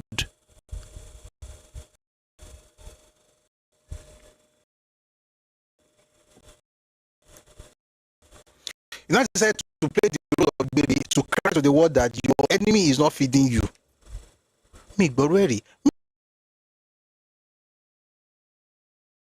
Or feeding the people, but you were taking the food and feeding the soldiers. Read Awolowo's speech during his 1983 campaign at Abeokuta. I think let me see which one I should read first. I'll tell you what he said because of time. 1983. Awo said he went to Port Harcourt. I mean, he's saying this in 83, but of course what he said happened in the 60s. He went to Port Harcourt, he went to the east, and some people emaciated, big tummies, terrible sight. And then he was asking questions, what's happening? They said to him, the food that you are sending, yes, the food got here. When we get it into the eastern region, the soldiers will waylay us and collect the food. Not food as in rice and beans, plate of item 70. In case you have not heard about it, item 7 is actually very good. If you're in Nigeria, you should try it out. That's a cool plug. Nice rice and chicken and beef. Anyway, beyond plate and Chicken Republic, food trucks diverted to feed soldiers. Sorry guys, I need to mute this clown. You said I shall report you, so you are reaping what Azikiwe sowed. You know what? I'm not going to mute you. I think you're going to be very good. Every court, every palace in the court jester, you are the clown in this conversation. So be here. But I assure you, everything you say, I am going to respond to you. When I respond to you, I will give you historically accurate answers that will probably make you ask your father, where was I? When they tell you, Awo said, it's okay to not, starvation is a weapon of war. What did Awo say? By the way, the man called Achebe, and again, education has nothing to do with this mindset. If you are designed to be a victim, it doesn't matter if you have degrees. You can have degrees like a thermometer, you still be a victim. Achebe was a victim maker, and he was dedicated to his victimhood. He was saying, Awo was said to have said, he's always using that phrase. He was said to have declared, he was said to have said, as if he was a child when Awo said it. He was said to have declared that starvation is a weapon of war. And I said, somebody quoted that thing to me the other day. I said, finish that quote. You must finish it too. Since you have started, you must finish it. He said that he cannot be feeding his enemy fat so they can fight him. So that's the end of the quote. So the question I have to them is this: who was the enemy? The people or the soldiers? Because Yoruba people will also hear this and start feeling bad. Oh, they say I did not feed them. Why should I feed the soldiers that are fighting me? You have to be dumb to be feeding the army of your enemy. He said he cannot be feeding why should he feed them? He will send food to the people. The soldiers will take the food and eat.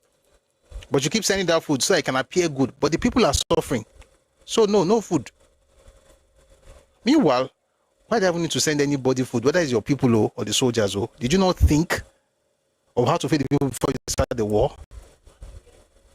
Guys, this is not being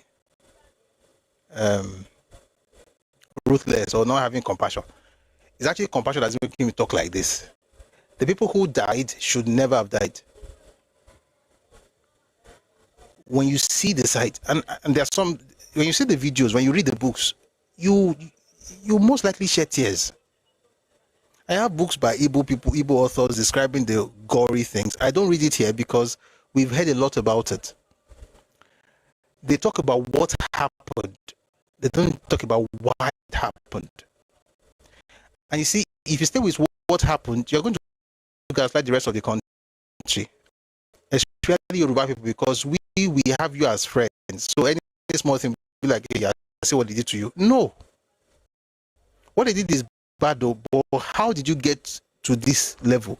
I want me to show empathy to the point where you can now get me to do for you whatever you want. Because I want to prove to you that I'm a good person. Personal policy, I don't prove that I'm good to anybody. I believe I'm good. I think I know I'm good. If you think I am good, that's beautiful. If you don't think I'm good, that's also fine. If you want me to prove that I'm good to you, you're not thinking. I don't care. The idea that people have to be proving that they are good. The person telling you to prove that you are good. Oh, good, do. Yes, Yoruba. Oh, good, do. Aniko Oma support. Oh, good. Prove to me that you are good. Why should I prove to you that I'm good? If you don't think I'm good, that's okay. Once you understand the history of what happened, what do? You show compassion to the people that suffered, right? You acknowledge their pains, but you also understand the fact that you don't have to bear responsibility for what Ojukwu should have done. You don't have to bear any guilt. No guilt, no shame, nothing. As a Yoruba person, I owe nobody any apologies about anything in Nigeria. If you think you owe anybody an apology in Nigeria about anything about some war or coup, you have not studied your own history. Once you study it, you'll be balanced. You show compassion. Excuse me,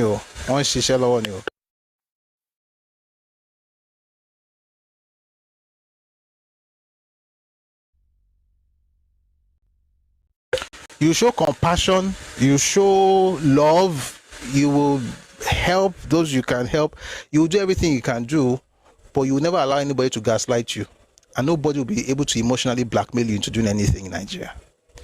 And people that hate what I'm saying right now are the people who are committed to emotionally blackmailing the rest of the country. That's why they hate us, and I don't care. Let's read.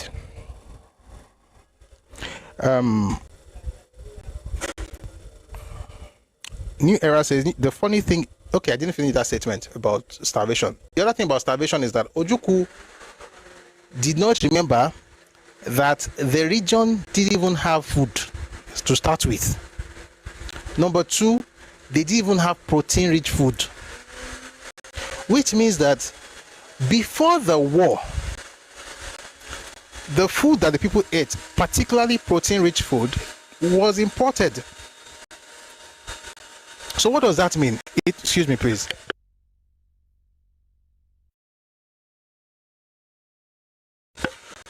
I hope you can hear me.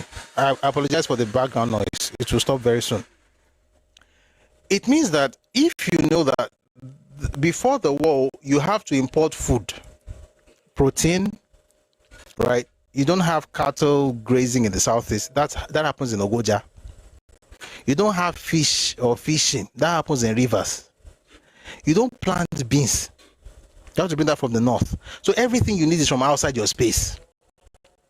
Should you not plan how to take care of those things before going to war? To make matters worse, even though those things are coming from outside your space, the money to buy those things, that money is also coming from outside the southeast. Where did I get this information from? Read The Nigerian Civil War by John de St. John.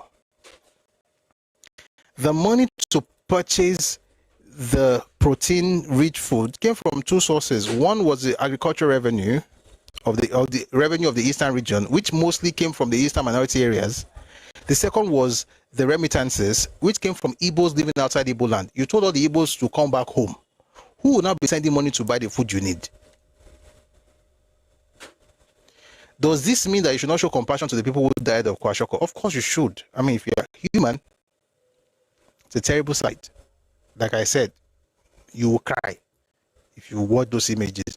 And by the way, that's actually what Ojukwu planned. Ojukwu wanted you to feel emotional about those pictures. It was so bad, they were begging him at the time. 1968, August, Robert Goldstein, he wrote an open letter, right, in the Morning Post in Lagos, 1968 August, where he begged Ojukwu, let your people have food, milk, and medicine. He was not allowing food inside because he was taking pictures and using it as content. People don't know how terrible that's.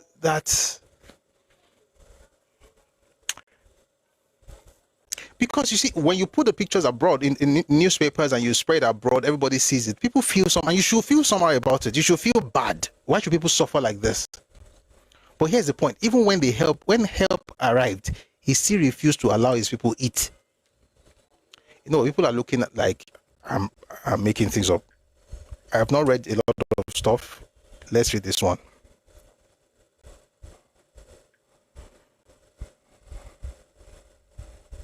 You find this thing I'm about to read in a book by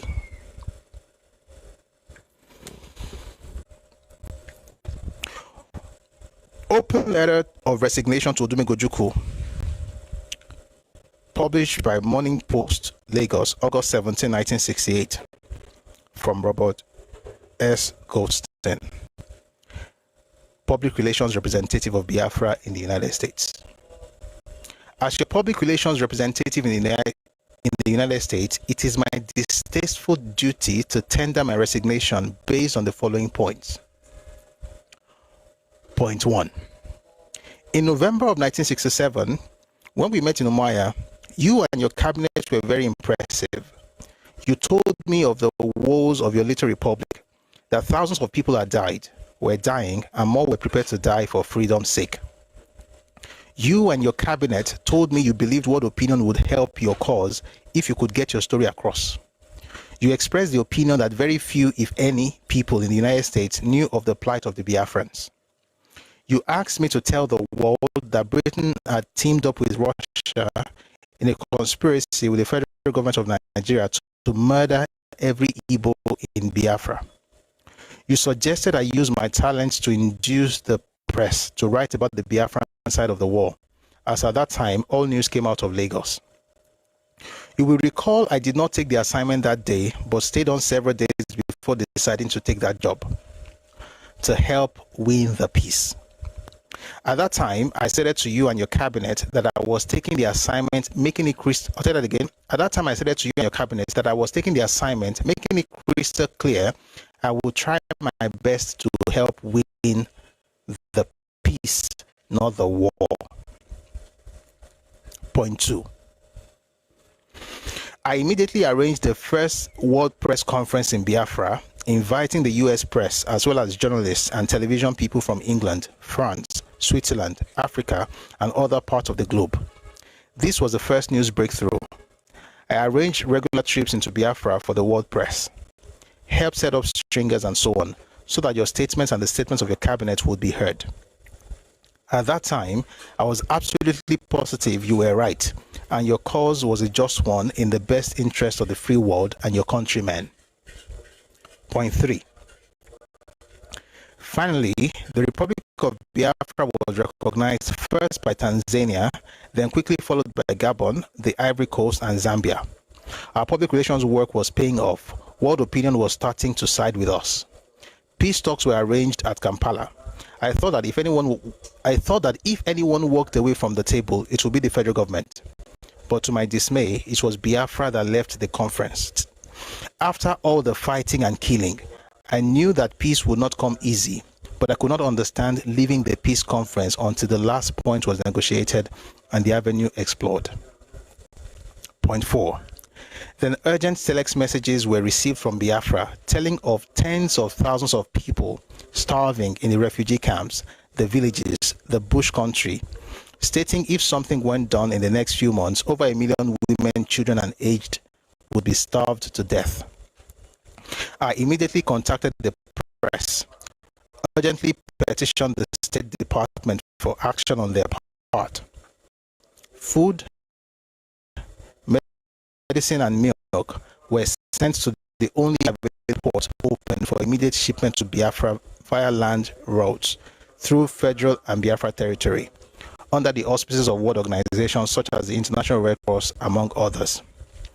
Then came the incredible answer from Biafra that land corridors could not be acceptable until there was a complete ceasefire, and that an airlift was the only solution to feed the starving. I'll stop to explain something here. Why did they say land corridors could not be acceptable until there was a complete ceasefire?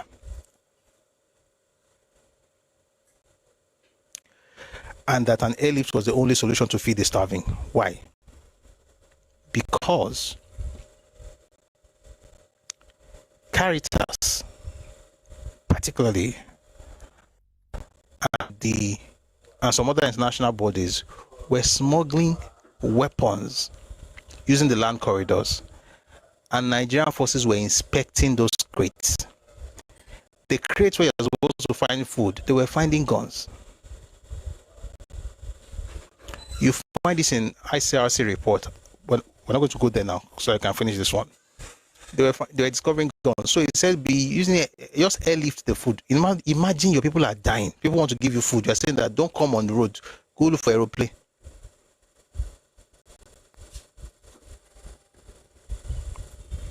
Because of course, maybe they're not going to search that as much. You're just going to drop stuff, and then you can take the opportunity to also drop other things. Anyway, let me continue reading. It says, then came the incredible answer from Biafra that land corridors could not be acceptable until there was complete ceasefire, and that an airlift was the only solution to feed the starving. You then appeared before the various heads of state and representatives of the OAU at Niamey in Niger. I fully expected you at least. I'll tell you that. 1 second, please. Let me take some water.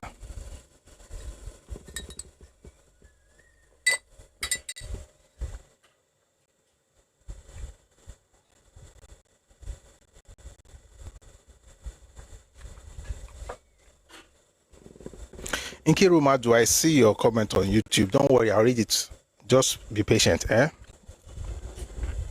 Because in nonsense, you can find sense sometimes. And if you don't find sense, we'll import it. I'm very sure you lack it, but I'll oblige you. But just patience, So it says here that they were going to bring food, medicine, and milk. Then came the incredible answer from Biafra that land corridors could not be acceptable until there was a complete ceasefire, and that an airlift was the only solution to feed the starving. So you need food, but now you go say, tell me how I go help you. You then appeared before the various heads of state and representatives of the OAU, that's Organization of African Unity, now African Union, at Niamey in Niger. I fully expected you to at least accept the world. I'll tell you again, I fully expected you to at least accept the world help that was offered your starving throngs. However, you delayed, hoping to use these unfortunates with world sympathy on their side as a tool to further your ambition to achieve war concessions at the upcoming peace talks in Addis Ababa.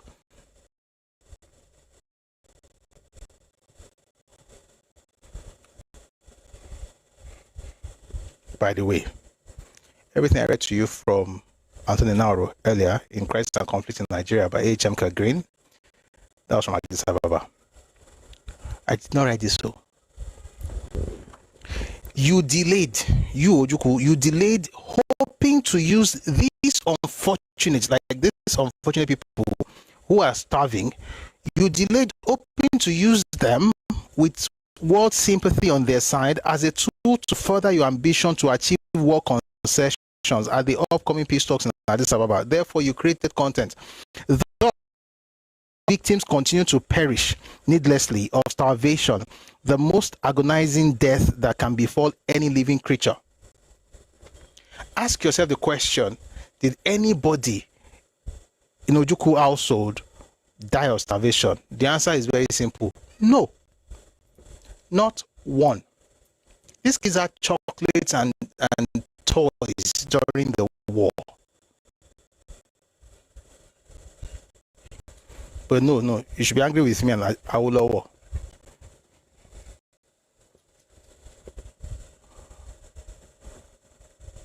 Point 5. This was incredible to me. I am now convinced that I have been used by you and your cabinet to help in military adventures of your origin, using your starving hordes as hostages to negotiate a victory. If at some later date, following the issuance of this letter, you do concede to allow a mercy land corridor, would you expect me to agree to espouse before the world press the incredible delay of your decision? What explanation could I honestly give for the needless prolongation of this horror? Inconceivable act. I pray this communication may in some small way influence you to move affirmatively, allowing the mercy land corridor to be born. It is inconceivable to me that you would stop the feeding of thousands of your countrymen under auspices of world organizations such as the International Red Cross, World Council of Churches, and many more, via a land corridor, which is the only practical way to bring in food to help at this time. It is inconceivable to me that men of good faith would try to twist world opinion in such a manner as to deceive people into believing that the starvation and hunger that is consuming Biafra is a plot of Britain, Nigeria, and others to commit genocide. The propaganda was that Nigeria was starving the people. Britain was starving the people. The reality was that Ojukwu was not allowing the food to come in. This is his own PRO. World Council of Churches, Caritas, those organizations were helping, of course, because they told them that it was going to be a Catholic nation. Whenever they got the nation, they were helping. And sometimes they also help with weapons. Maybe they thought that was the best way they could help. That's the reason they said no land corridor. How can your people be hungry and they say they want to give you food and you say you can't come on land, go on air, and your people are hungry and you're the leader? So he says, it is inconceivable to me that men of good faith, assuming it was one, would try to twist world opinion in such a manner as to deceive people into believing that the starvation and hunger that is consuming Biafra is a plot of Britain, Nigeria, and others to commit genocide. Point 6.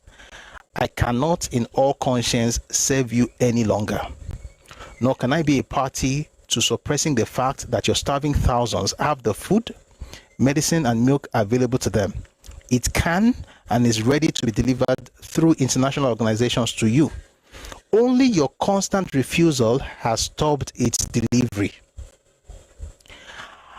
I am this date tendering my resignation and I'm returning to Mr. Collins Obi of the African Continental Bank all the fees you have given me. Letter of credit number 354, $400,000. So he returned all the money where you don't pay him, 400K USD. But that's not even the end of it. I have sent your representative in New York a bond in the amount of £800,000 that I was holding in your behalf. I have also this date sent the bond of £200,000 issued by the Central Bank of Nigeria back to them for disposal. In other words, even in the midst of this terrible war, Nigeria was still sending money.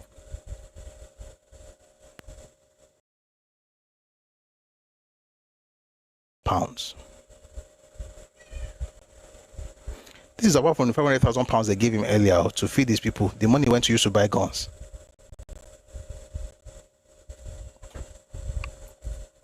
Where did I get that one from? It's from that other book, Crisis and Conflict in Nigeria by A.H.M. Green, Volume 2.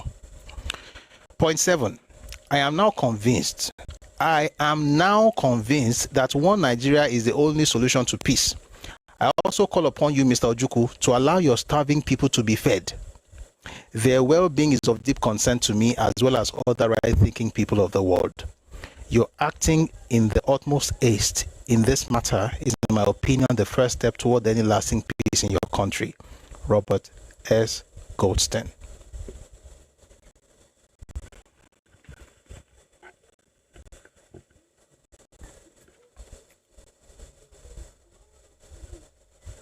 When it comes to that food thing, I just remembered now that even when the food started coming in, they had a man called Okonkon Ndem on Radio Biafra to tell people that the food was poisoned. He was eating that food though. Say all poisoned the food that they sent to them. Why? So they will not eat it. Why? So that the soldiers, and that's why Papa said that you will not find an architect, a pharmacist, a lecturer, a soldier who had kwashiorkor or who suffered. You know what? I've mentioned that thing a number of times. Let me read something to you from there. This was our 1983 interview. Reverend guy says, why did Awolowo send money to the enemy? See, that's the funny thing. Awo is a great man. I can't talk about him in past tense.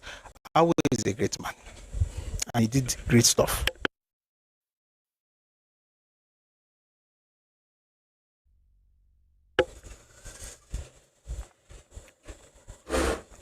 Awo was a great man. What can you do to help?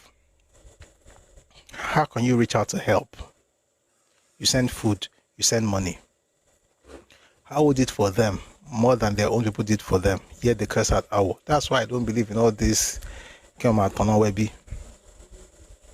way, the things I say in Yoruba, believe me, they can't be translated into English language. But I will speak English for the most part. I promise. Mumbo, let me read to you something here.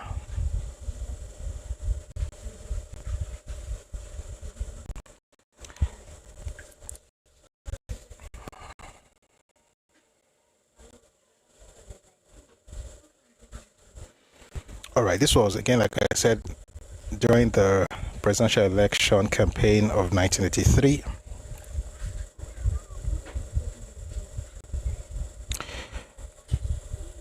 Listen to this. This is from Papa himself.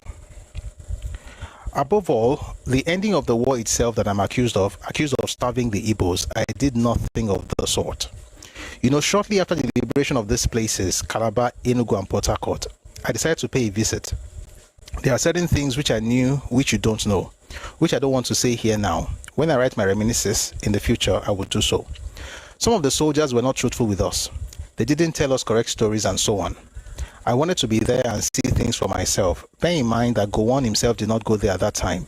It was after the war was over that he donned himself up in various military dresses, Air Force dress, Army dress, and so on, and went to the war-torn areas. But I went. And some people tried to frighten me out of my goal by saying that Adekunle was my enemy and he was going to see to it that I never returned from the place.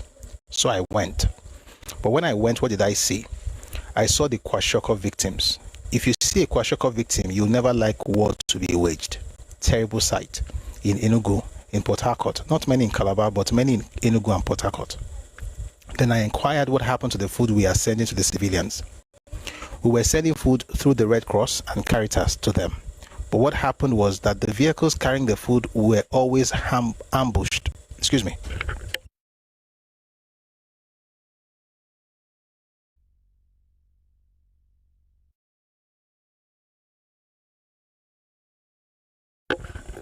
All right. We were sending food through the Red Cross and Caritas to them. But what happened was that the vehicles carrying the food were always ambushed by the soldiers. That is what I discovered. And the food would then be taken to the soldiers to feed them, and so they were able to continue to fight. And I said that was a very dangerous policy. We did not intend the food for soldiers. But who will go behind the line to stop the soldiers from ambushing the vehicles that were carrying the food? And as long as the soldiers were fed, the war will continue. And who will continue to suffer? And those who didn't go to the place to see things as I did, you remember that all the big guns, all the soldiers in the Biafran army looked all well fed after the war. It's only the mass of the people that suffered kwashiorkor. You won't hear of a single lawyer, a single doctor, a single architect who suffered from kwashiorkor. None of their children either. So they waylaid the food, they ambushed the vehicles and took the food to their friends and to their collaborators and to their children, and the masses were suffering. So I decided to stop sending the food there. In the process, the civilians will suffer, but the soldiers will suffer most. So if you're looking for the context of Awolowo's statement about starvation, if you're looking for that context, that is the context. And what they usually tell you, they say that all is fair. They say Awolowo said all is fair in war, and starvation is one of the weapons of war. Then they will stop there. But that's not what he said. That's not all he said. They say Awo was a terrible human being. He said all is fair in war, and starvation is one of the weapons of war. Well, that's not the end. He also said, I don't see why we should feed our enemies fat in order for them to fight harder. Any sensible human being, you don't even have to be very bright, any sensible person will understand the fact that the enemy is talking about here, who are fighting, with the soldiers. Soldiers fight, not civilians. If you're on TikTok, please power tap.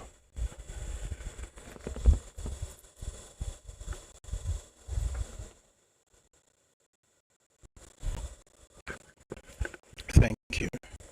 Soldiers fight, not civilians. So did Awolowo say all is fair in war and starvation is one? All is fair in war and starvation is one of the weapons of war? Yes, it did. But is that the end? No, that's not the end. He also said, and then let me read everything in full. All is fair in war and starvation is one of the weapons of war.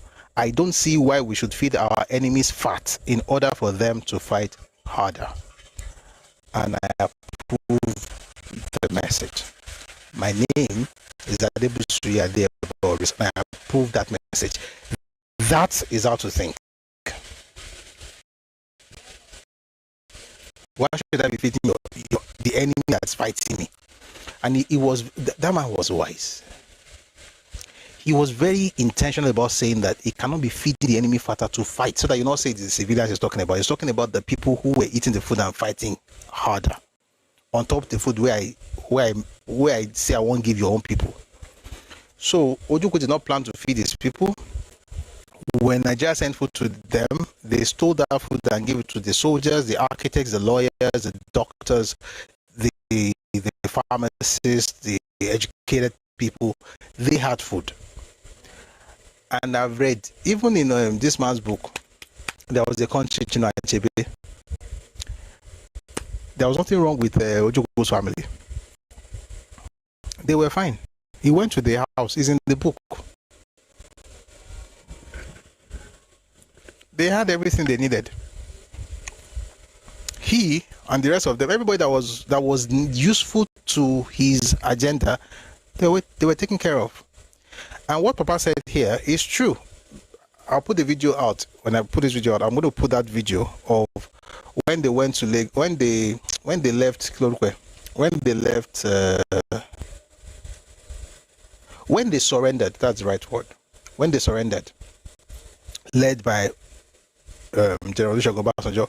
When they surrendered to Yakubu Gowon, did you see all of them? Did anybody look like they were sick or they are not eating?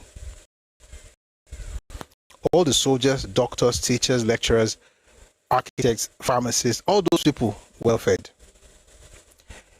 You know the crazy part? The people, what's this one? Queen. They say, Ogun buy your papa. Ogun is actually my father. So you mean nothing to Ogun. So it will not mean anything for Ogun to actually do that thing to you. Do you want it? Oh, that is Sogi Luroko by. Báwo ló ṣe wá ní bá ọjọ́ lọ? Báwo ló ṣe wá ní bá ilẹ̀ lọ báyìí sí? Kí la máa bí ṣe tutù báyìí? Torí what you just said right now, you have actually pronounced nonsense on yourself. So I have to think of what to do to make sure that it doesn't happen to you. You usually just invited death from Ogun with what you wrote. Because Ogun cannot kill his son. So what can I do for you? What can I do for you? What can I do for you? Let's just say you don't know what you are doing. May God forgive you. So Ogun will not touch you. But I can assure you, if you you use Ogun and be insulting Yoruba people, are you dumb? Don't type nonsense again, no. But God has forgiven you. But don't type that thing again, no. I'm laughing now. Words are powerful, oh. That's how one stupid girl on Twitter said Tinubu will kick the bucket. She's dead now. She's dead. Young girl.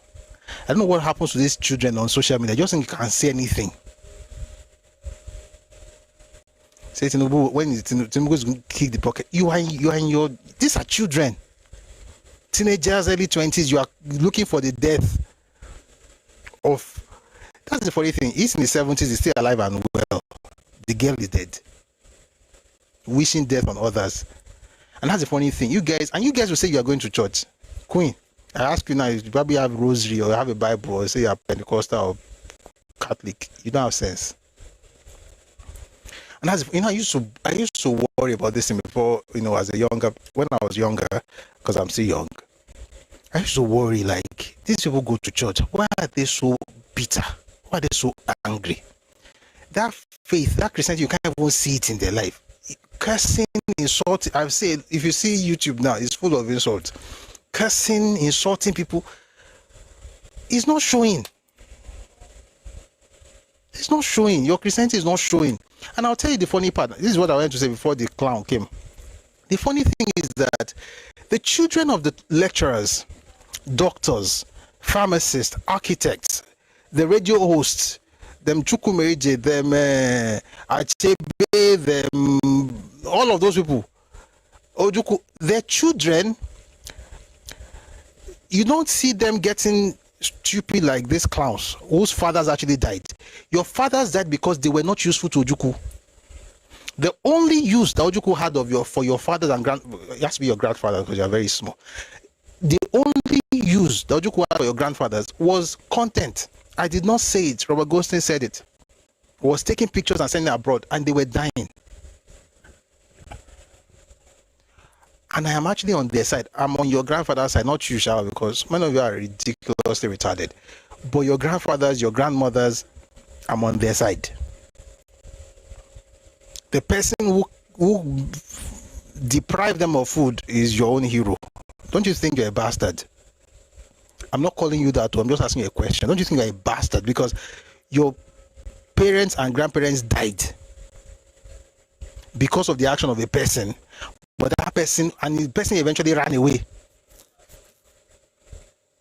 He ran away, like he has always done. He should be competing with Usain Bolt. Anyway, he ran away. He's your hero. Your grandfather that died. You have nothing to. Don't you think you're a bastard? I mean, if your grandfather has to choose between me and you, he will choose me. Very retarded humans. Queen, you are not serious. Something is wrong with you. So go and look for help. Let's go back to the comment section. Today's session is just interesting. I'm not sure I'm going back to the news. I was going to tell you some fantastic things happening in Nigeria. For instance, a lot of young people got grants, right? A few days ago. I was so happy. 50 million naira. Most of them got 50 million naira each.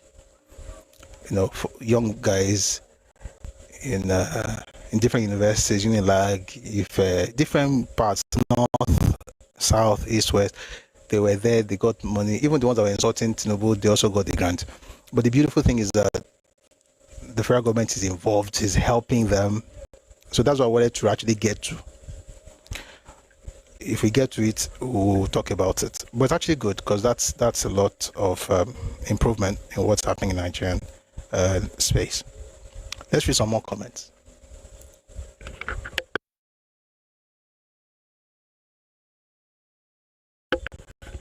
All right, back to YouTube. Be like saying I hear them. How do they insult like this? Don't you have parents at home? I won't read your insult though, because if I read it, I will respond to your parents. I don't want to respond to you because your parents, a lot of these people are not properly raised, man. This is sad.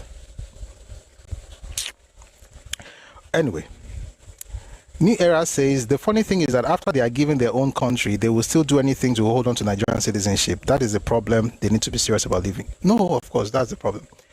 Ojukwu wanted dual citizenship in 1968. Today, tell them to say they want to leave Nigeria, they will not go. The point is just that if they say you should vote, have a referendum to leave Nigeria, and you choose to stay, see, whatever the result of that referendum is, voila. If you go, is wala. If you stay, I never remember Lalude. To basically con o shekini kan universal sita. Talo wrote book of in the comment section. I can't say this in English. Lalude had this very funny skit where he was talking to a particular guy. The guy messed up and then he said, Toba Joko, King Kwan share Toba Didi, share got to one way. I just want to like let me see if anybody knows what I'm talking about. I'll get back to what we're discussing. I just want to show. Mr. Remy. Mumbo. I'll find you that video. I'll play for you. That day was like Toba law. Kini kwa say Toba tun joko.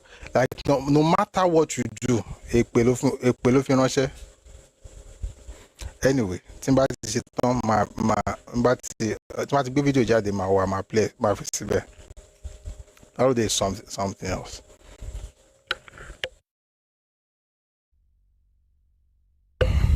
Bonfire Studios, finally, somebody that knows what I'm talking about. Thank you.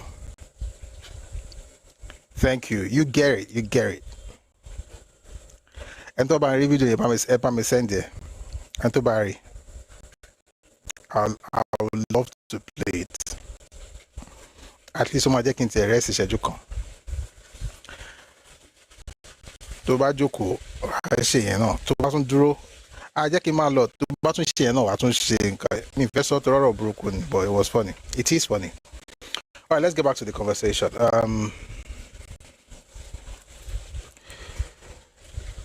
New Era says they should go if they want to go, as long as they are not dragging other tribes with them.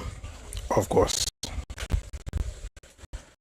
they cannot live without other tribes. That's why I said you never hear people say they are looking for Igbo nation, which is crazy because that's what people should be looking for. For some weird reason, they don't look for that because they need other people to. You know, I say I need you to survive. I pray for you, you pray for me.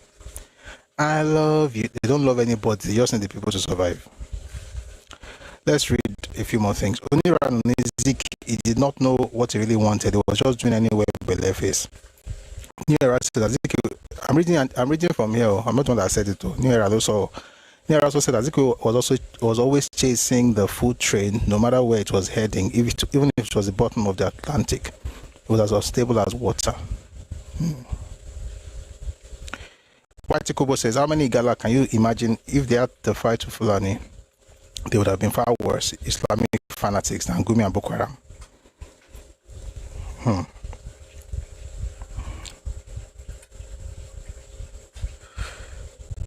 Daniel, this is your name, Danslan Gegi or whatever. I apologize, I can't pronounce it. They kind of lay. Middlemen minority tribes have to create a doctrine to manage the splashes of success that is born from the exclusivity in the cultural circle. That's a lot of words. I don't know what we're talking about, Sha. White Kubo says, many Niger Deltans even believe it was because Gowon gave them rivers and cross rivers that Ojukwu went to war. He wanted them under them himself.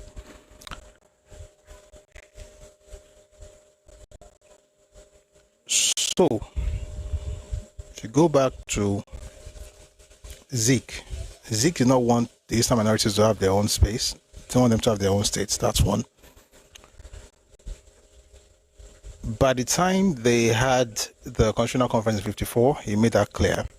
When it was time to begin to talk about creation of states and elections, the East still said no.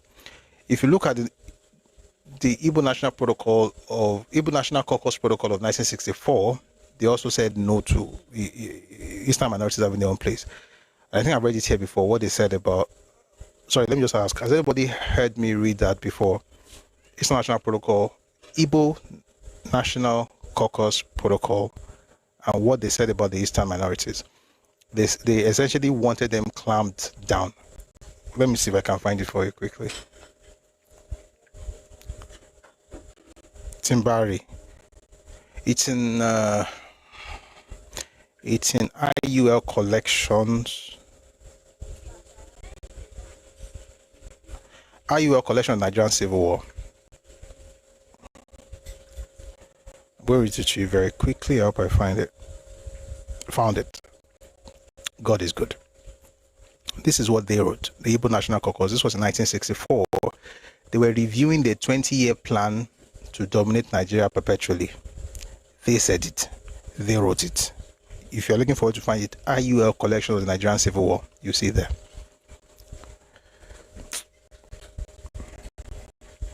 Some of you children just cursing and just insulting me in the comment section. Your fathers have eaten sour grapes. Your teeth are set on the edge. That thing that's making you insult me is that demon that got into you that you'll be delivered in Jesus' name. Let me tell you what they wrote. Despite the anti-Igbo propaganda now prevailing in the north and west, a survey of the situation shows quite clearly that though the situation is critical, it is not hopeless. And then they said in the east, despite the amateurish leadership of Okpara, the Onitsha Igbo and Igbo dispute has quietened. The Efiks, the Ibibios, and the Rivers tribes are still under complete control, even though their dreams of their own state have been completely shattered.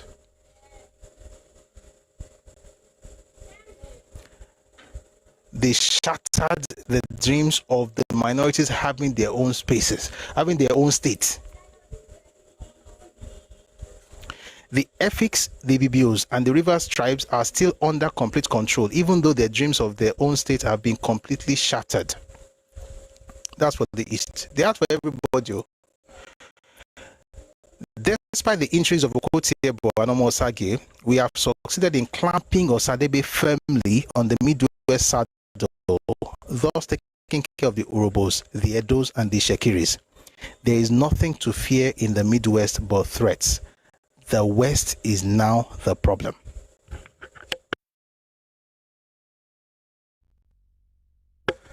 Thank you. This wasn't NCNC talking, no. This was Igbo National Caucus. That's why I look at young people when they get angry and curse. May you be delivered from the fallout or from the consequence of your parents' decisions, because there's no way you're going to have this kind of heart towards others and you're going to make progress in life.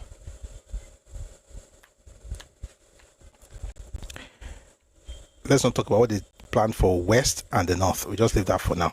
Let's go back. So I want to read out to you. They said it was completely shattered. Their dream of having their own state, they shattered it. And I'm sure they are proud of it wherever they are now. Akemaki, how did you transition from the news? Don't worry. I'm not born. We're meandering. I just read a few more things and we'll go back to the news, hopefully.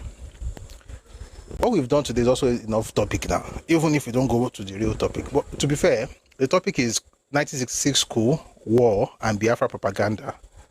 I've been talking about those things, right? But there's a video I wanted to respond to. We'll see if we can get to that later. But let's just do a few more things here. Kelvin Ugochukwu says, please give us and see whether they will go propaganda allegedly. Okay, so here's the thing. I don't have Biafra to give you. I don't have Biafra to give you. If you really want Biafra, if you are serious, you have two things that you can do today. I don't know if you can do it. You can start planning it now and execute it in the next few days. Or you can do it now if you're really serious. Number one, get on the next bus and go back to the east. No, not east, southeast, the Igbo land. Go back to Igbo land now, if you're really serious. Number two, meet your representatives in Igbo land, in all the houses of assemblies. You have 5 houses of assemblies, right? 5 houses of assembly. Meet all those people there. Then get to the 58 representatives in Abuja. You have 15 senators and 43 House of Reps members. Tell them to push for a bill for the inclusion of secession in the Nigerian Constitution. Include that clause, and then you see miracles. They are the ones that owe you what you're asking me. I don't have any Biafra to give you, and I want them to give you the chance to choose. I know what you would choose, but I want them to give you the chance to choose. But if you choose to leave, Alora Mera Milari, then you can rap boy. If you choose to stay, you're going to keep quiet. You forever remain silent because there's nothing to shout and cry about because you chose to stay. Nobody forced you. So all in all, those two things, move out of wherever you are across Nigeria, go back to Igbo land. Number two, talk to your representatives, let them give you what you want. Stop constituting nuisance and asking people for Biafra. I don't have it in my pocket. God bless you. Let's move on. Otayo Oladejobi, I like that name. You cannot heal what you do not acknowledge. Richard Raw, Franciscan priest. Here's the plight of these people. Yeah. Everybody has issues. To be clear, there's nothing like, oh, one group is the problem. All of us, everybody has something they're trying to work out. Even Yoruba people, we have our own stuff. But here's the problem. If you cannot acknowledge your problem, you cannot heal. And you know the funny thing? If you don't want to acknowledge your problem, that is fine. It's within your right. If you like, acknowledge. If you like, don't acknowledge. What you cannot do is to blame me for your predicament when I have no reason to be blamed. When you do, I'll not tell you about your real problem. Then you curse me in the comment section and I will not curse you back. And then it will pain you. And then you'll be alright, hopefully. So the point is, if you are Igbo and you have any problem with Nigeria, that's okay. If you don't want to talk about a problem, that's fine. Don't blame me. God bless you. Adeomi.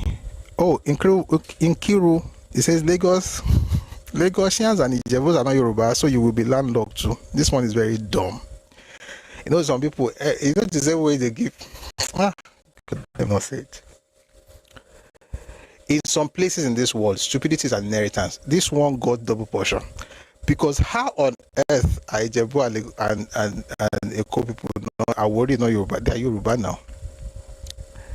You go to I see it. Look what my people here. Their family has this gossip that say Nefe. Particularly I worry because that one is even closer. Nefe. So all this nonsense I say, it doesn't matter. But let me even tell you something. Do you know Lagos coastline is not that long? It's smaller compared to Ondo State coastline. Ondo State coastline is longer than Lagos. So whether it's in Lagos or in Ogun or in Ondo, there's coastline. Your fathers didn't like water. Someone says Ijebus that have in the Oriki. Ekele mas sekun egbe in the comment section. Only Ijebu and Yoruba. Ki wa ni won? Ati Ijebu, ati Awori, ati Ilaje o, they are Yoruba people. Your fathers didn't like water, so they moved into where you are. I mean, and there's nothing wrong with that. You're just the one that thinks it's a problem. Let me tell you something. I don't think it's a problem. Being landlocked is not even a problem. If you have sense. But this one doesn't have. Let's go on. Whatever God gives you, use it and you will do great things. But this ones, they're always looking for what they don't have. Adeomi Esquire says, Nkiru, please don't call me and publicly advertise your ignorance. It is well. Okay. I'll read one more thing, then we'll go to the news. Watikobo says the leaders are so mischievous that they will tell their people to vote to leave at the same time as instructing them physically to stay in Nigeria and claim to be Nigerian citizens. That's when you now see fire. You will choose one. You choose to remain, you choose to go. And this is what I believe. Anyone people choose, I don't think there's any problem with any of those things. People that want to secede and get out of the country, maybe they have a plan to build El Dorado. So why not take that chance? And those who want to remain in Nigeria, maybe they have a plan to also make Nigeria better. So why not, choose? Just choose. But you can't. You can't eat your cake and have it. If you want to go, Alora Mirami, you go. If you want to stay, you stay. Now let's go back to the news. How did we spend all that time on this? I think it was worth it, wasn't it? But Someone says, I didn't see Igbo on this platform talking about ambush of food truck. Odev Africa. So let me say this. We'll get to this news. Two things. Number one, there are people who genuinely are ignorant of this and they don't know. They don't know. The only things they know, I mean, they're the things that were told by their parents. Okay? So they truly do not know. There are some people, and I've met them, and those people were designed by devil, by Satan himself, to drain human beings. Excuse me. They were designed, they were created by God, though, but they have been possessed by demons to drain human beings. They know what you are saying. They will be talking rubbish. They can tell you about Sokoto when you're talking about the war. They'll be talking about different things. They will change topics several times. Red herrings, gaslight, every kind of nonsense they will put there. Then they will add ad hominem. Those ones, they know the truth, but they cannot take it. And the reason is that to acknowledge the truth is to lose their identity. Their very existence is based on lies. It's like when you talk about being a victim during the war, like, this is not what happened, this is what happened. The person doesn't care that you are telling the truth. The person's existence, identity, is based on victimhood. So to take that away from that person, that is to leave them empty. That's why Jesus used to ask people, do you want to be healed? He wouldn't just go anywhere and start praying for people and say everybody get healed. In many cases, especially if he's talking to you as an individual, he will ask you, do you want to be healed? Because some people, that sickness is how they eat. If you heal them, money is not coming in again. That's how it is for some of these clowns. They know the truth, but they cannot bring themselves to accept it. For instance, what I read about Coup is not new. This was 68. This is 2026. I mean, people may not know, to be fair. I mean, we too did not know from when we were born. Actually, we read and discovered. So that is true. But some people know. But they are committed to being Achebe. Achebe knew what happened, and Achebe still wrote propaganda book before he left this world. Just modeling things up intentionally because they have to keep the lie going. May God bless him. May he rest in peace. But I think the damage they did, that generation, the damage they did, it's not about them. It's about the young ones you talk to, that you can't have a second of conversation with the average Igbo person before he curses you out. And you don't have to insult him. You just have to talk about what happened.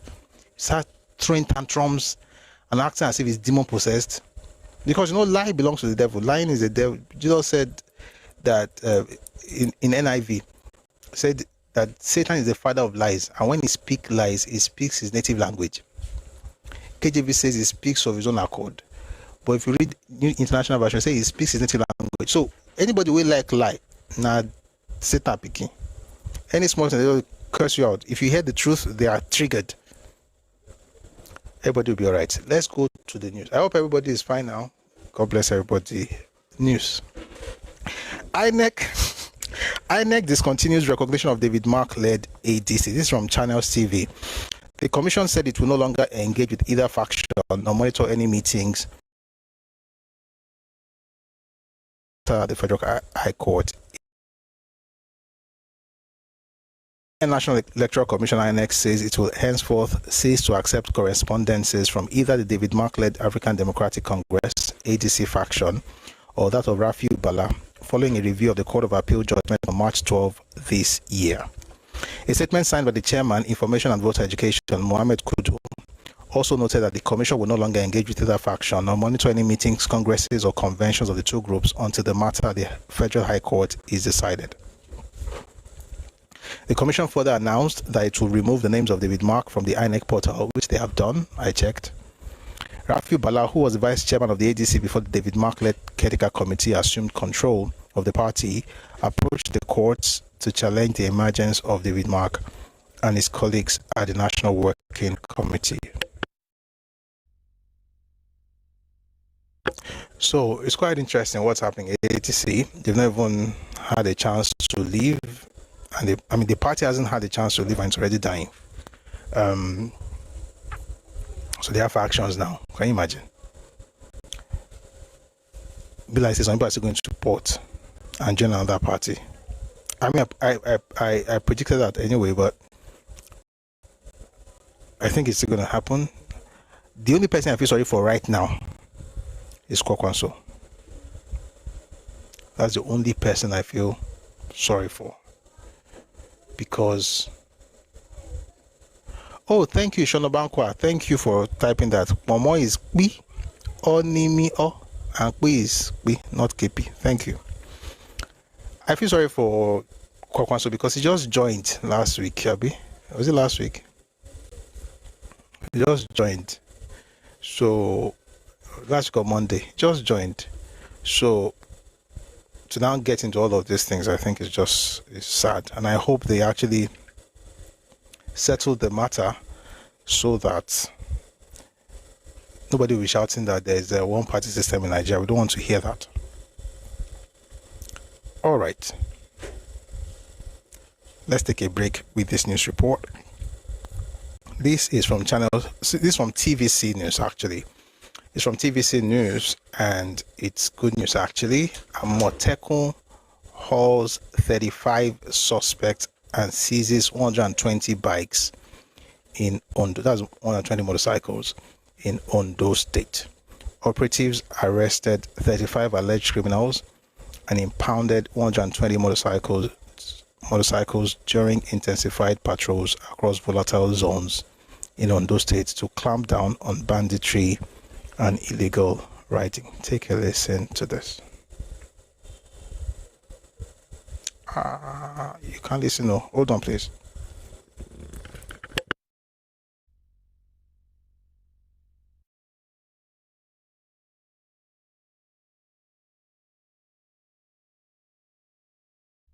All right, take a listen, please.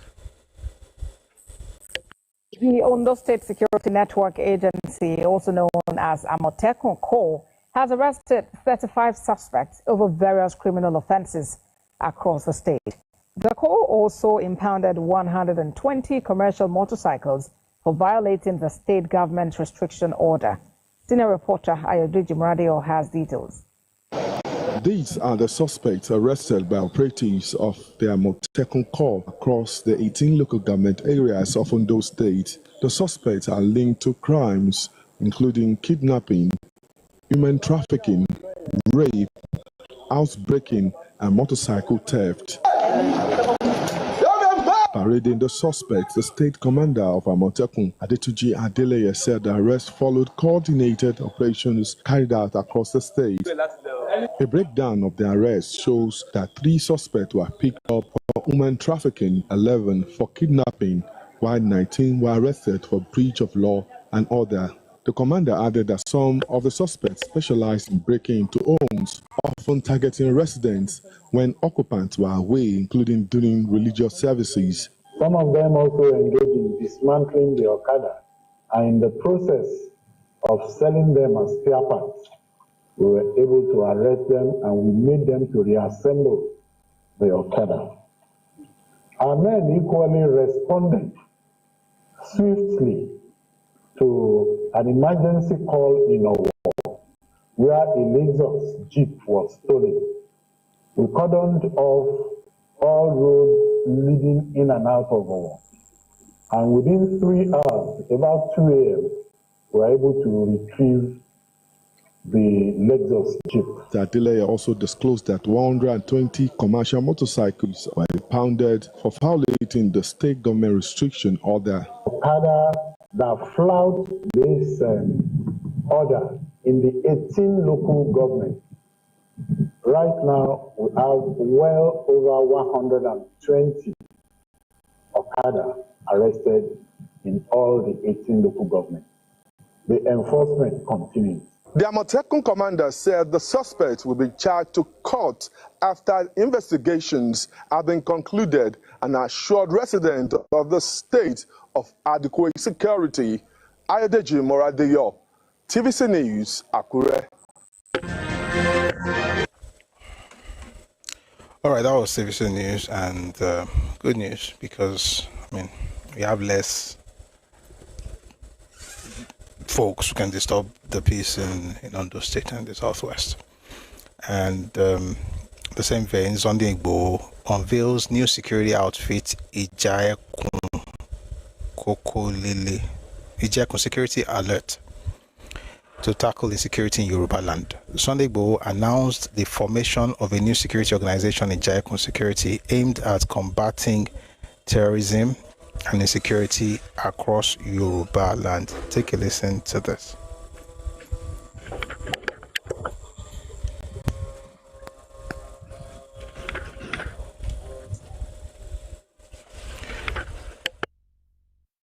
One second, please.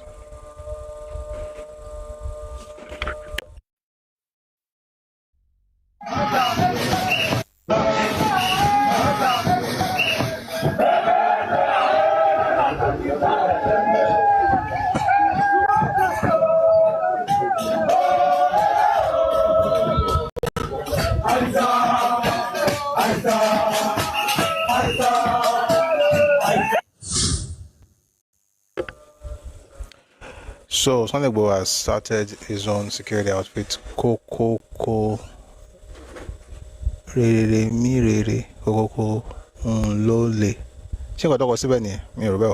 Anyway, only John Tori Beshe Kwame Ribakon. Remy guy, can you join? I don't think it's that kind of thing that you can join. I think it's a security. Maybe you can join. I don't know. Please ask. Maybe they have a website or you can reach out to them. I don't know if you can join. But the way I see it, I think it's like Tantita, like what Tombolo is doing, you know, in the South. I think that's what they're trying to do as well. I hope it helps. I mean, I think it will help, but I'm also hoping that it doesn't get hijacked. But it looks like somebody who is committed to the security of Yorubaland. So it would be nice to have him. And people have also said, oh, why not Amotekun? Because he's thinking Yorubaland, not just Southwest. Okay, so what he's doing, for instance, I think from what I'm seeing, in Kotomade, Kwara, Kogi, Tomade, Edo, Delta, Lodabin, Ni Kini Emaje. So it's something for Yorubaland, not just, you know, because even Koton Sheleni, Verson Yoruba ni Mama son, you Koton Sheleni, Pile Kwara. You can't expect Amotekun to go there because Amotekun is Western region, Southwest governors. The folks in North Central were not part of it. But in terms of SHE, I think the idea basically is to secure, you know, the entirety of Yorubaland. And I think it's actually a very welcome development as long as it helps with the security of our land. I'm going to get to the topic very soon. I just want to read a few more things before we move. So let's talk about education very quickly, and then we can get to today's topic. I mentioned earlier that the 50 million naira that a lot of students and startups got as grants from the federal government. But there's other things I want to quickly read before we go to the video I want to respond to. Or let's do this way. I'm going to read this. I'll bring people up, and then if we still have time, I'll then quickly respond to that video. All right. So the Federal Ministry of Education put out a press release a couple of days ago. I'm going to read that. By the way, this is the first time I'm seeing you guys in the month of April. We went here yesterday, so happy new month. Better late than never, right? So happy new month. May it be a month of blessings for you and yours. All right, so let me read the press release from Federal Ministry of Education, then I will let you listen to the Minister of Education himself. So here's the news or the press release. Federal government unveils $2.5 billion boost. I'll tell that again. We're waiting on it. Federal government unveils $2.5 billion boost. No, it's naira. $3. Federal government unveils 2.5 billion naira boost as 45 student ventures emerge winners at 2026 SVCG boot camp.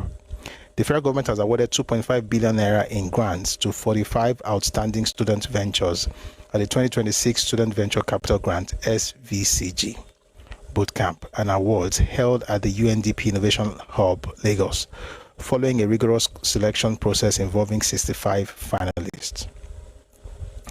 I'm just going to jump some parts because we don't want to read everything. In order that the Minister of Education, Honorable Minister of Education Maruf Tunji Alausa reaffirmed the federal government's commitment to transforming tertiary institutions into hubs of innovation, entrepreneurship, and practical problem solving in line with the renewed hope agenda of President Bola Ahmed Tinubu.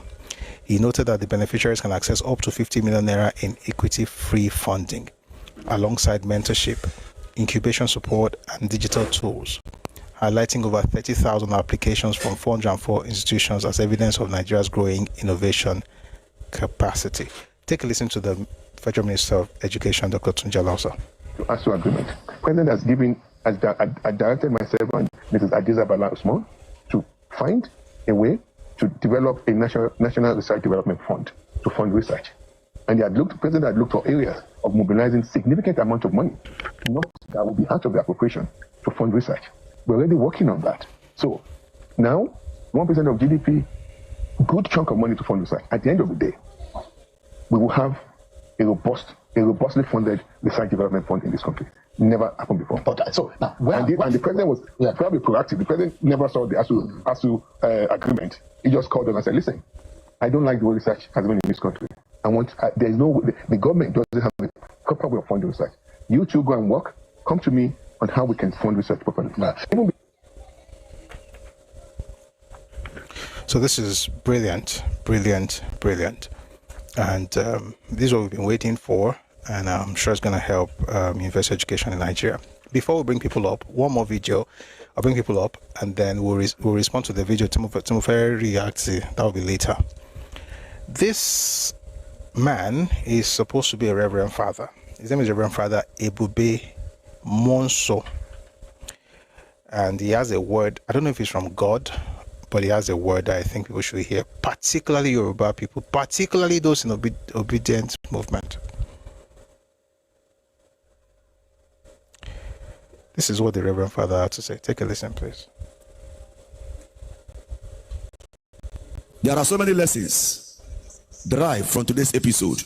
Number one, anyone who wants to go to heaven must pass through the way of the cross. Number two, anyone who desires greatness must dispose yourself to pay the price of greatness. Number three, anyone who wants to deliver a nation is taking a risk, and that risk may end in what? In death. But your vision and mission will be realized, just like the struggle of Nnamdi Kanu today. There cannot be Biafra without war, without revolution. There cannot be a change. Yesterday, I was just praying and said, "What? A thought came into me. Maybe Tinubu is using, one kingdom to silence Nigeria, that nobody is bothered. Even if the price of fuel skyrocket to 5,000 per liter, everybody is quiet. Can't you see that something is wrong somewhere? Men of God are silent somewhere. Everywhere, men of God all over Nigeria. I'm waiting to see people who will rise and say, what?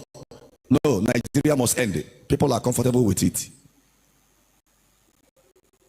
And you see people, Igbo boys, claiming to be city boys. Those people are city fools who could not see beyond their physical need. They are like Esau. Esau was a profane man who could not see beyond his physical needs. Igbos have problem. Because of a plate of red yam pottage, a lentil stew, Esau said, what? Take my birthright and give me the lentil stew. You've relegated yourself to the background, claiming that you are wise because of wealth. When people are suffering, you are on the street, chanting the praise of someone who is failing. It is better that you fail doing the wrong thing. Everybody is not perturbed. Nobody is worried at all. Because of what? Money. You want to join a bad system and support a bad system because of selfishness. My children, don't be like Esau. Look beyond your physical needs. Look beyond your physical needs. That's why those people, leaders, they are afraid of people who mold public opinion. People like Nnamdi Kanu, that's why they are afraid. Because they don't want revolution. Am I communicating at all? I hear you. I believe in spiritual revolution. That's why we have God. If there is no God, I won't be saying what I'm saying now. What I've been saying openly. Because eventually they are uncomfortable. That is the reason why the mouth and all the voices of leaders, spiritual leaders, are in coma. There are things that are supposed to be said in order to put smile in the face of the poor masses in the society, but nobody is doing that. Jesus have mercy on us. You need that mercy, because this is nonsense. This is a man of God, Abi. Supporting. You know how you know that this person is a joker? I'll play something. Take a listen. They say it's supposed to be a reverend father. But go over now, go over various parts of Nigeria and see the houses of people who were given 20 pounds. They were able to do business. They bank on the brain God has given them, and they were able to beat Northerners. They beat Northerners hands down. They beat Westerners hands down. Yes. That is great. God has given an average Igbo man. Yes. Greatness, blessing, nothing that you have. Right on. Am I communicating here? Yes, sir. I hear you. They know the worth and the value of average Igbo. One Igbo man is equivalent to 500 outside man. I hear you. I hear you. One Igbo man is equivalent to 500 Hausa men. That's supposed to be a minister of God. Talking about revolution, war, Nnamdi Kanu, Biafra. That's a man of God. You are doing Yoruba, Kini, we're educated. You don't get it. His name is Reverend, someone was asking, his name is Reverend Father Ebube Monso. City boy people are fools. They are city fools. According to him. Excuse me. This is how I put that many of our people are fighting for, Abi. And saying, yes, we are doing politics, we are insult everybody. The fuel, do I like further that the fuel is expensive? Of course not. But do we not know why it's expensive? Something's happening in Iran. Tinubu should go to the Strait of Hormuz and go and do what? And say, stop. I am the president of Nigeria. Okay. That's a bunch of interesting characters. Insult everybody. There's something wrong with you. Ebola needs something. That's the definition of a man of God. So when I speak and people say things like, but you're a Christian, do you hear me say that the city boy movement are city fools? Forget comparison. The point is that you can't have leaders, religious leaders, speak like this in public without consequences, and then when people now respond to it, I'm not even responding to it because it's absolutely rubbish. When you're using the platform that you have to push divisive tendencies, like when you say one Igbo man is equal to 500 Hausa men, what are you saying? This is a minister of God. Who gave you that? What yardstick are you using? What makes you better than the next person? Let me say one Hausa man is better than 10 Igbo people. You say tears. I've seen a young man say this thing, like one Igbo man is getting a number of Yoruba men, and then you wonder where they got it from. You expect wisdom from children when their elders are talking like this. I'll bring people up and maybe I'll play that video of that clown. But it's something that we're used to, but it's not something that we should be celebrating. And while I don't believe that Yoruba man should come up and be speaking up for, what do you want to speak of? Is it division or secession? That's not even any point. But the point is that folks have to understand the fact that this person that you're saying that you're doing kajo you're with doesn't think like you. And if push comes to shove, nobody really cares about, your side of the story. Okay? All right, let's have some people speak, and then I'll see if we can get to this topic. I will try. If not, then we'll make it. We've had a great time anyway. So let's have some people come up, and we hear their thoughts. Ade Oshodi on YouTube says, and when the war comes up, he will run away. He will run away. Exactly.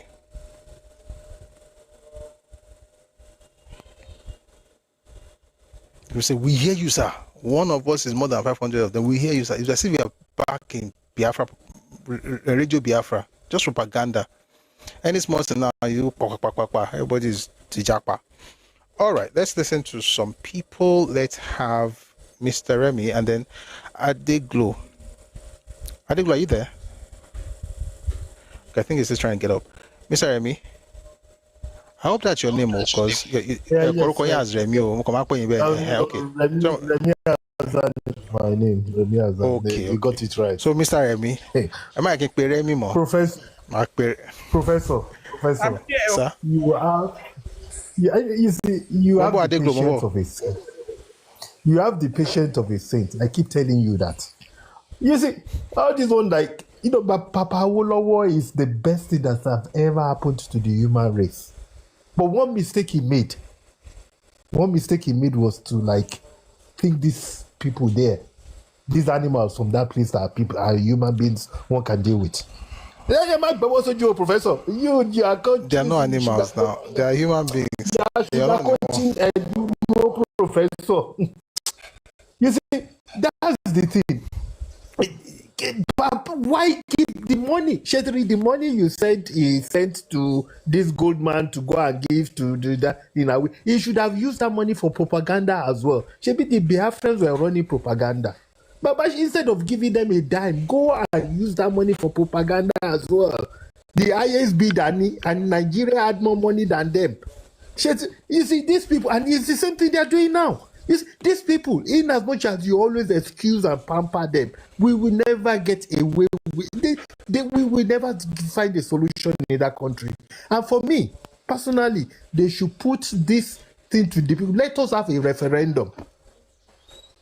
People that don't agree to, we are not agreeing to stay together. So let us move slightly apart and let us have peace. Let's have a referendum. Then even the Malams up north, the Fulanis causing Wahala, the Igbos causing, everybody now, okay, you want to keep Nigeria, then we will now sit down and we will now determine and debate on the terms of staying together in Nigeria. Because all this, we don't want our children to come and continue this thing.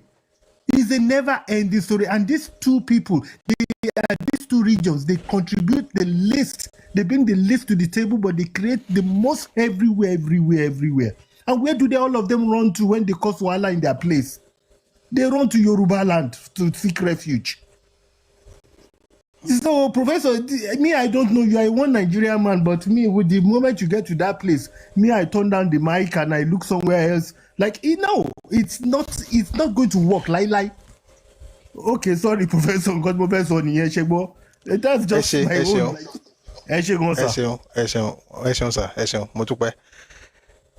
Let me quickly say something. I am not averse to the idea of a separate Yoruba nation, no. But I know that Yoruba nation already exists. So I think that's probably where I'm different. I don't think secession will give Yoruba a nation. I think Yoruba is already a nation. What secession will just give Yoruba people with sovereignty. Now that may sound like a word salad. Okay.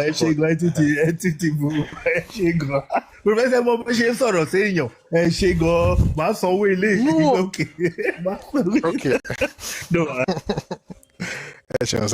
What I'm saying basically is that I'm not Yoruba to that wow. I told that can say ó kàn jẹ́ pé ẹ máa ń wo ọ̀nà tí wọ́n máa gbà láti ní nǹkan téèyàn wá ni ọ̀nà tá a lè gbà tó láti ráwọn tó ṣe ti jà àgbọ́dọ̀ jà wọn ò rí nǹkan mú bọ̀ ń bẹ́ẹ̀. But if you ask me, the best thing will actually be to be safe, because what does a nation need that Yoruba people doesn't have? We have that, we have it already, and we are already a nation. That's one. To now have a sovereign state, everything required to have a sovereign state, we already possess everything. But the process of getting that thing is what makes me usually restructure Nigeria now. Tó bá ṣe ní ṣe bí i Switzerland àbí Belgium àbí nǹkan bẹ́ẹ̀ ó máa jẹ́ káwọn èèyàn máa ṣe pé ẹ fàájà ẹ jádànù ṣùgbọ́n that referendum needs to be done. That secession, they need to include that secession clause. All these people that always stopping us, they want to break out, they must vote. And whatever they choose to do, they will choose. But then I have to also be calm, But there's something you said, I want to quickly read the book. You mentioned Nigeria should have invested in propaganda. Actually, Nigeria eventually wisened up and thought, like, you know what, we've got to also get involved in this. I'm going to read something to you from a book by Shehu Shagari. The book is called Beckon to Serve, and this is what he said. While federal Nigeria was winning the war on the battlefield, it was heavily losing the battle for the hearts and minds of the international community, especially in Europe and America. The Biafran regime had organized a powerful propaganda machine and penetrated the international system, thanks largely to Western public relations agencies and the diplomatic activity of prominent Igbo civilians. They propagated a dubious imagery of a persecuted people, of a war between Christianity and Islam, of deliberate starvation and genocide, and invoked the principle of self-determination. You know the funny thing, what they said back then, I mean, I'm going to play some to you much later, that also gives us the idea that that narrative is still alive and well, and it's quite sad. The response was amazing, bringing in huge moral and material support, but few diplomatic recognition. Gabon, Ivory Coast, Cote d'Ivoire, Tanzania, Zambia, and the tiny Caribbean island of Haiti, Nigeria was forced to purchase weapons from the Soviet Union after its so-called Western friends initially dithered or refused to oblige. In war, as in politics, the justice of one's cause is neither a sufficient nor necessary qualification for sympathy or support. Belatedly, the federal government decided to launch an international public relations effort to counter the rebel propaganda offensive. One of the strategies was also to deploy a number of former politicians and other prominent federal Nigerians to use whatever contacts and influence they had abroad to explain and solicit support for the federal cause. Anyway, long Turenchi, if you read the book, you see a lot of things here. The point is that while Nigeria was winning the war, the real war, Biafra was winning the narrative war. So they were spreading that narrative that, oh, they were Christians and they were hated and they were being killed because they were Christians. But if you think this was just in the 1960s, I want to play you something very quickly before the next speaker. And this happened last year. Take a listen to this. You will recognize the voice once it starts playing. And so suddenly in the north, which is mostly Muslim, you had mass killings of people, right? And those people were Christians and they were mostly Igbo. Igbo is an ethnic group, and that's my ethnic group. And so that really is sort of the basis for the war, because after the killings, that first started in the 1940s, there were some in the 1950s, and then in the 1960s. We don't know how many people were killed. There's some people who say that there were up to 30,000. We don't know, but we do know that almost every family in Igbo land was affected by the massacres in the north. And so what happened was Igbo people then decided, you know what, we're being killed in Nigeria because of our ethnicity, because of our religion, and so we don't want to be part of Nigeria anymore.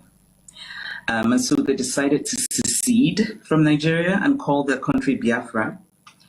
And I think the story might have ended there, if not for the fact that Nigeria's oil happens to be in the area that was Biafra. And the oil had just only been discovered. And so Nigeria said, no, you're not going because we want the oil.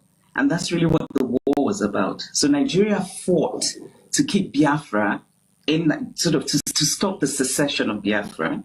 And Biafra was fighting for independence. And it lasted for 3 years. It was a humanitarian disaster.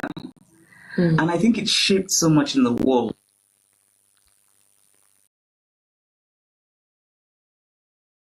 People are committed to ensuring that the lies never stop being told. She did something interesting. 3 major points in that talk. Number one, and she was suggesting, and she was doing it innocently and subtly, number one, that the Muslims were Igbos, and the people they were killing were Christians. It was not even a religious crisis. Whether what happened in 45, 53, or 66, none of those 3 events, they are terrible, by the way. People suffered, people died. But none of those 3 things had anything to do with religion. 45 crisis where Igbos were killed in the north was because of a speech by an Igbo man in Lagos, Charles Onyema. The Igbo domination of Nigeria is only a question of time. That's what he said. Is that enough reason for people to be killed in the north? No. Nothing will ever justify the killings of anybody, even if it's one person. But it has nothing to do with religion. It has to do with the idea of domination. 53 was because of what happened in the house in Lagos, when Chief Anthony Naoro moved the motion for independence in 1956 and did not say that as soon as practicable, and they were essentially booed on the streets of Lagos, and they went to the north, and the people were there to deal with southerners, but they already had issues with the Igbos on their own in their land. They now use that as a cover to attack them. Is it right? No. Was it about religion? No. 66. From January to May, Igbos taunted the hell out of the Northerners. They waxed records, 2 particular songs. There's Ewu Nabakwa by Rex Lawson. There was Machine Gun by Celestine Uku. They were blaring the songs in the marketplaces, telling Northerners that they had won. I mean, that was the coup. And they said, and I've said this several times, they will say, Shine Maganinku, only Nzogu can knock sense into you. Displaying images of the Sardauna on the floor, while, the one, Nzogu was on the horse, right, and then had Sardauna underneath, right? They had almanacs and posters and even bread labels, which I have seen, by the way. And you'll find this in a number of books. You find it in this one, Beckon to Serve by Shehu Shagari. You'll find it in Tragedy of Victory by Gordon Labi Sama. You'll find it in The Origin of the Civil War by Nnamdi Azikiwe. Just constituting nuisance in the marketplace, on the streets, in motor parks, and in offices. Educated or illiterate, everybody was taunting them. Then in May, the worst thing happened. They published drum for June, and in there they brought Sardauna to answer for his crimes. I mean, they drew a picture and wrote all kinds of things there. That was the straw that broke the camel's back, plus Decree 34 of May 24, 1966 that Ironsi promulgated.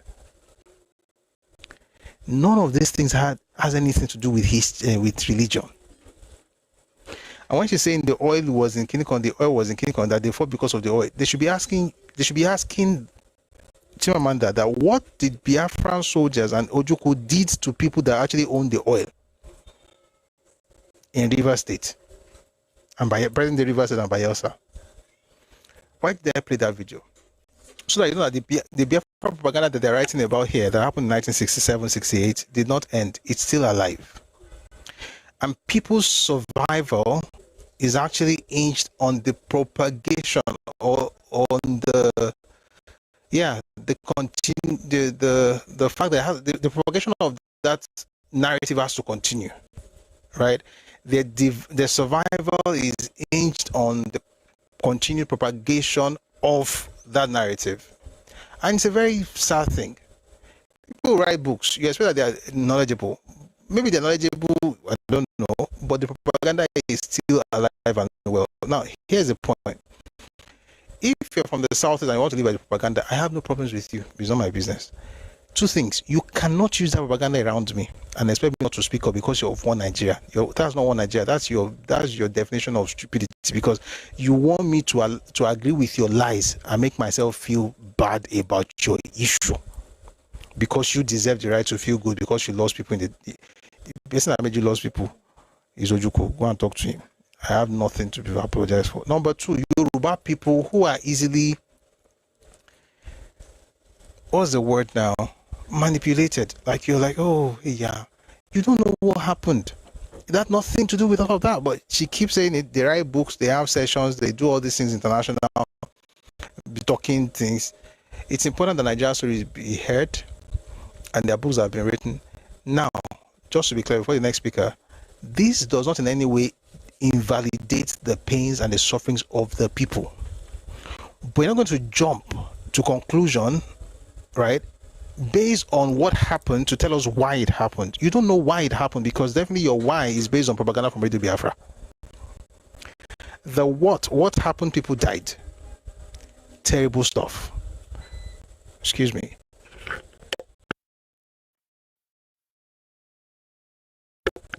Thank you, Akiyoma, easily dissuaded. Thank you for that, Oyinbo. So so I was saying that this doesn't in any way invalidate the pain and the sufferings of people that happened. It is regrettable, terrible stuff. But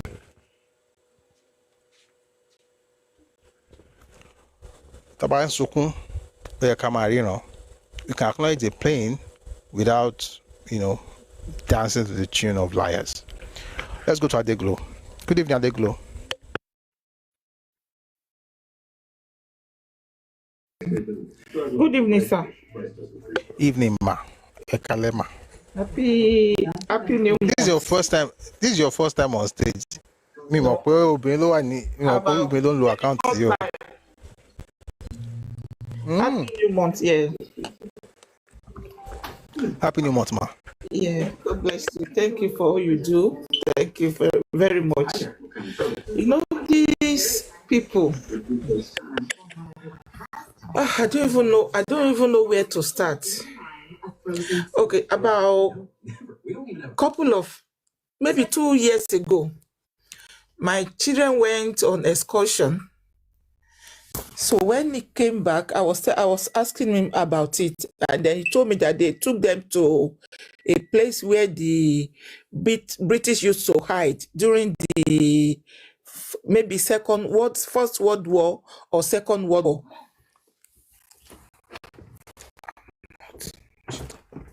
That, and he went into the bunker. So, and I said, what do you learn about it? So they told them the event that happened during the war, how people used to hide and all that, some hide in the church and all that. But all this is a reminder of we should not let that happen again. To these people, the Igbos, their elders, they did them a terrible thing by lying to them. They did not expose these people to the truth. They turned Ojukwu that they're supposed to stone to death. They immortalized Ojukwu. I was reading some article recently what Obi did in Anambra by changing one of the university name then to something Odumegi Ojukwu University. They turned by doing all those things, Odumeji Ojukwu Road, this Ojukwu Road. This is someone that's supposed to be a forgotten, like a forbidden. Sorry. I had to quickly. I laughed. I'm not laughing because it's not important. Though. Are you saying Odumegu or Odumeje? Odumeju, whatever do whatever he's doing. It's Odumegu because Odumeje is the prophet. In the Boski pastor, I know that one. So let's leave in that Boski. No, the way so they used to call him, whenever they want to call him, they will call him all the name. something, Oju Benga, Benga Bungu, Ojumegu, Ojuku, or whatever. Ezek Buruguru. Buruguru. You know, let's continue. By immortalizing that man, the someone that they have is supposed to be a forgotten history now. Yes, that would have served as a lesson to them. I mean, it will teach them a lot of lesson. They will know right from wrong. But leaving that man to keep existing in them, even though he's gone, but he's still existing, they allow him to exist forever, live forever in their midst. That is why they always think about doing things in Nzobu way. They refuse to know right from wrong. Whatever they go there to destroy. That was what created the instrument of destructions into their lives, because they seen Ojukwu as their hero. They refuse to realize that guy did a lot of disservice to them. Ojukwu lied to them, and they keep lying to themselves. By this Chimamanda, I want to curse that one, but I don't need to curse her anyway, because the curse is already cursing her. You know, she has already met her own Waterloo, so I don't need to curse her. The best. I'm sorry, but the best bet for us is to do away with these people. Is to do away with them, because they've choose how they want to live their own life, by deception, by propaganda, by lies, you know, by destructions. That is why they see selling fake drugs as normal business. They refuse to, nobody teach them values. They refuse to know right from wrong.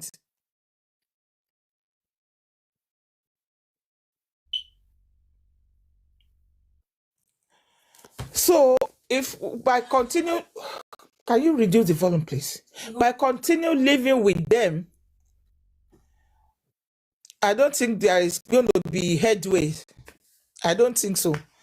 Thank you for listening to me. Thank you for giving me the opportunity. Thank you. Thank you very much, Ma. Thank you, Adeklo.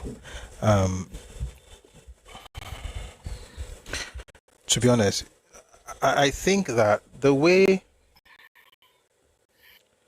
Nigeria. Thank you very much, Mr. Babatunde, and thank you, Tigel, for the gift. I really appreciate your generosity, guys. Be like Tigel.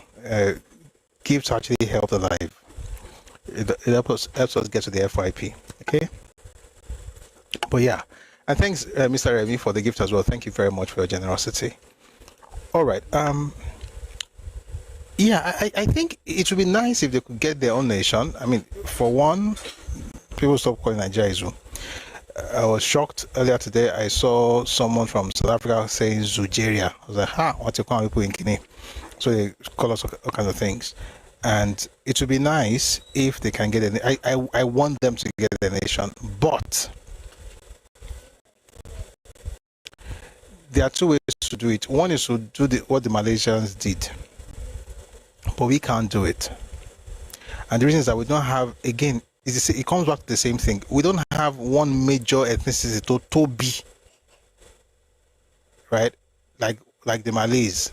They just didn't want to have all these headaches with my ethnicity is Guinea-Cock. They just told the Singaporeans to get out in 65, which has turned out to be a blessing. And I think if the Igbos leave, it might be a blessing for them. But I think because of the way Nigeria is, it's better for them to actually move that motion that they really want to leave. And that's the funny thing, they don't want to leave. Thank you, Yoruba Heritage. Thanks a lot. Thank you. They don't want to go, because if they want to go, they would have just talked to their representatives and they'll get them what they want. But we'll see how things go. Hopefully, Nigeria will be restructured in such a way that their presence will not be inimical to the growth and development of Yorubaland, going forward. I think that's, we're going to go to that's the way to go. We Yoruba, we need to find a way to do away with these people in our own region. We need to, there's supposed to be a law for the indigenes to protect the rights of the indigenes in Yorubaland. Our lawmakers need to wake up to their own responsibilities, because if time is not taken, we will become a minority in our region, because they are causing disunity, they are causing nonsense in their own region, and they are moving southward to our own space. And if they destroy our space, where are we going to go? We don't have anywhere to go. Absolutely. Thank you very much for your submission. Thank you. So I'm going. Yes, ma'am. So I'm going to bring up new people. I'll take some of the people who have spoken down, but I'm going to bring up new people. So, Mr. Remy, Mr. Remy and post accounts okay, account numbers okay. Okay, Marcos is there. Marcos.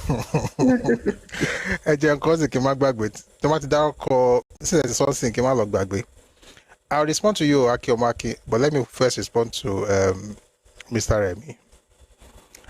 Tori be koruko yi ma fe pe ni Remy, but I'm a feel in Yoruba sonsin. All right, while I'm doing this, let's have Sulaiman. Okay. Yeah. So correctly. Good evening. Yes. Good evening, Mr. Sulaiman. Good evening. Can you hear me, sir? Yes, please. Okay, good. Now, thank you so much. I've actually been following you for quite a while. This is the first time I would join you live. I usually watch it on YouTube, maybe later on. We watch you on the So, thank you so much for the awakening. I think that we Yorubas, we need quite a lot. I'm Yoruba actually. Forget the hand that you can't find a Yoruba name there. So officially, I was also wondering if you are, but I'm glad you know. Yeah, I actually, it's so I think the origin of it is from my secondary school. We get some things wrong sometimes where we my middle name is Olayinka, so I just, in fact, anyway, I think it's part of a lesson. So I just dropped it. So I just wasn't this middle name. In fact, I was even part of those that and it's not even something to be proud of. So, but it's a lesson. I was part of those that related then when I saw that Yoruba was no longer a compulsory subject and all that. So it's something that I regret really now. But again, to the meat of the matter, I want to start from where the last speaker finished. She raised about 2 points that interested me. So the first is about the issue of, Chimamanda, for example, she's someone that I respected her some 5 years ago. I used to even go out of my way to listen to her videos and all that. But in the last, I dug down to her kind of ideology and I saw that it's BS actually. So she's one of those. So what they say about the Igbo people is that they usually have some people who are, and those are the most dangerous people. They are usually the academic ones who are not in your face. They are not. They are not outwardly, in quotes now, bigoted. They don't. So what they do is they are the strategic ones that would play the role of gaslighting you in a very strategic way. So they know how to do it. They are very, very good with it. You must give it to them. So they are not in your face. So you would not easily notice them and all that. So I think now I put her in that category. So, and it's very unfortunate that there is a saying that people usually say that no matter how educated they are, they usually still have that mentality. I don't know why it is like it. Seriously, it's a complex thing. So, but I think Yorubas need to be very careful because we are easily gaslighted. Actually, we are easily gaslit. So we need to be very, very, even for our children. I pray we don't raise children that would lose their self-esteem, because the amount of propaganda and this that is going on is huge, is dangerous and all that. So I think that things like your space needs to continue so that we need to keep it up. A lot of people still, especially, and I'm very glad that it's on TikTok. So the audience that needs to hear this, the Gen Z and all that, they have a very low attention span. They don't, so we need to, and then they are also very shallow by nature. So they need to, get this kind of, messages a lot. So that's that. So I also pray that now I'm from Kwara State. So, and this is very important to me, what I want to say now. So I believe that all Yorubas, we need to support this issue of local government autonomy. I don't think we understand what it will do to lands where Yorubas are disadvantaged, in quotes. Maybe we don't understand it. So I think we need to push it more. It's part of the restructuring that even if we are going to still remain as a country, things like these are very important. What is happening in Kwara, in Kogi, and some other places, where Yoruba, even in Delta State, is that they have deliberately, what's it called, underdeveloped those areas where you have a Yoruba majority, so to say. And that is what is driving. If you study what is happening in Kwara State very well, this is the real issue. So areas like Ilorin and all that, those are very well developed.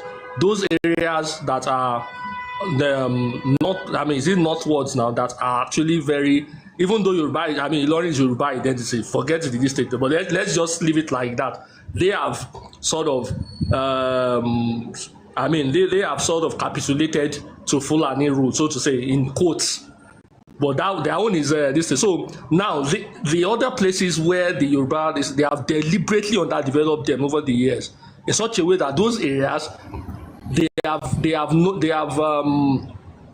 lot of people have emigrated from there, and that is why a lot of this insecurity is very easy to perpetrate. It's very easy for Fulanis to actually colonize many places in Kwara State as we speak, because a lot of those places are underdeveloped. So, and then they don't care. They will move to those places. A lot of Yorubas, even in my own hometown, in the Ẹkáàbọ local government, the last time I went, it's very funny. We Yorubas, we are usually very, what's the word to use? We are very naive. I was talking to my sisters. They are even older than me. I expect them to understand. A lot of Fulanis in our hometown. The last time I went, some years ago, it wasn't like, and I was worried, but they were just laughing at me. So that is, we are just naive people by nature. So they were laughing. They were saying, like they were just like, you are saying this song, and now I'm sure they will understand the message now that when with what is happening, this was last year or something, but with what is happening, I'm sure they will understand it. So we are very naive, we are dangerously naive, actually, dangerously. So, and I don't blame us. We've been too liberal for a long time as a people. So, but I think we need to push for local government autonomy with all our, first use our platforms like this and all of that. It would really benefit us in areas where so where a local government can do a lot of things on their own. Build schools, do this. Have good hospitals and all that. So it's something, and I also look towards a restructured Nigeria. Even though I don't mind, but I think the restructured Nigeria will be better. A restructured Nigeria where there will be some sort of sovereignty, something that is close to the UK. Some people are saying this, but I think a restructured Nigeria will be better. And that's the main reason I even supported Bola Tinubu, and I'll keep supporting him. I told my mates then in 2023, before 2023, that's the main reason I support it. I'm so good supportive. Because the only politician that I see that will take us close to that. Thank you. So thank you very much. Thank you for thank you. I really appreciate it. Thank you very much. I'm with you on the things you said. Local government autonomy, restructured Nigeria, have like what we have in the UK, where each nation can feel, excuse me, let me mute you. Each nation that constitutes a country, right, or the state can, own their spaces and do whatever they want to do in those spaces, like it happens in the UK. I think it would be nice if we have that in Nigeria. And what you said about local government autonomy, as we were talking, Kotoa Simlokon is actually, thank you for bringing that up. It actually opened my mind to something. In reality, local governments are not supposed to be subservient to the state. In reality, they're not supposed to be. And once you have fiscal autonomy, when they're getting their money straight from the FAC, that means that for RMAFC or FAC allocation, once they get it directly that way, they don't have to interface with the state. There are many things they can do, even with folks in other local governments. Very deep thought. I'm going to think more about it, but something just came to mind as we're talking. Thank you very much for actually sharing that thought. All right, we're going to, again, so going forward, because it's almost 9 and I have to run, please, if you're speaking, just try and do 2 to 3 minutes so that we can take 3, 4 people or 5, and then we can close. I promise we're going to continue this 1966 Coup 1 Biafra propaganda. To be honest, we had a topic today and we did it, even though that's not the one we wanted to treat. Okay, well, we still talked about the topic. So we're going to go to, maybe we're going to discuss that video on Monday, or we'll see how Friday goes. But we'll be here tomorrow, 4 p.m. Ife time, West African time. If you join us for the first time, we have these sessions every weekday, Mondays to Fridays, 4 p.m. Ife time, West African time. So we'll be here tomorrow. Sometimes we'll listen to replays and we'll listen to others as well. So some people like those who have gone out of us, or those who are doing great stuff, we get inspired by them. But that'll be maybe tomorrow, or we'll listen to one of the replays. But thank you very much for being here. Please also support tapping on TikTok. I want to thank everybody who has given gifts, while we're speaking. I saw some people. Thank you very much for your generosity. And thank you, Mr. Remy, for asking me to post the account. The account number is up now. If you want to support us, please use it. There's so many things we're going to be talking about. Again, let me just make something very clear. The idea really is to have us know what happened, right? And I think this is where the problem is. People think when you know what happened, they're going to become, harsh, and you're going to lose compassion. I don't think that's how it works. You can have intelligent compassion, right? You are empathetic intelligently. In other words, you see people who have gone through stuff, you can say, hey, sorry, and then you can do what you can do to what you have to do, or what you can do to help, but you don't become, easily malleable, especially to people who don't have your interest at heart. That's what this conversation is all about. But we need to know what happened, so that we are better equipped. All right. So let's go to the next speaker. Excuse me, please. That's coming. So let's just remove this. No, I won't remove you. I'll just mute you 5 minutes. That should help your brain recalibrate. All right, let's have Bumblebee. Good evening. So I have Bumblebee, Yoruba, and there'll be 1 or 2 more people, then we'll close. Please, let's keep it short. But Bumblebee, I trust you. Thank you very much for being here. Good evening, sir. You will not converge, Prof. Ẹkáàbọ. So, I'll try as much as possible to keep it very short and concise. And where I want to start from is, number one, it pains me when people have some sort of cognitive dissonance or cerebral laziness. When you refuse to think about the root cause of your problems.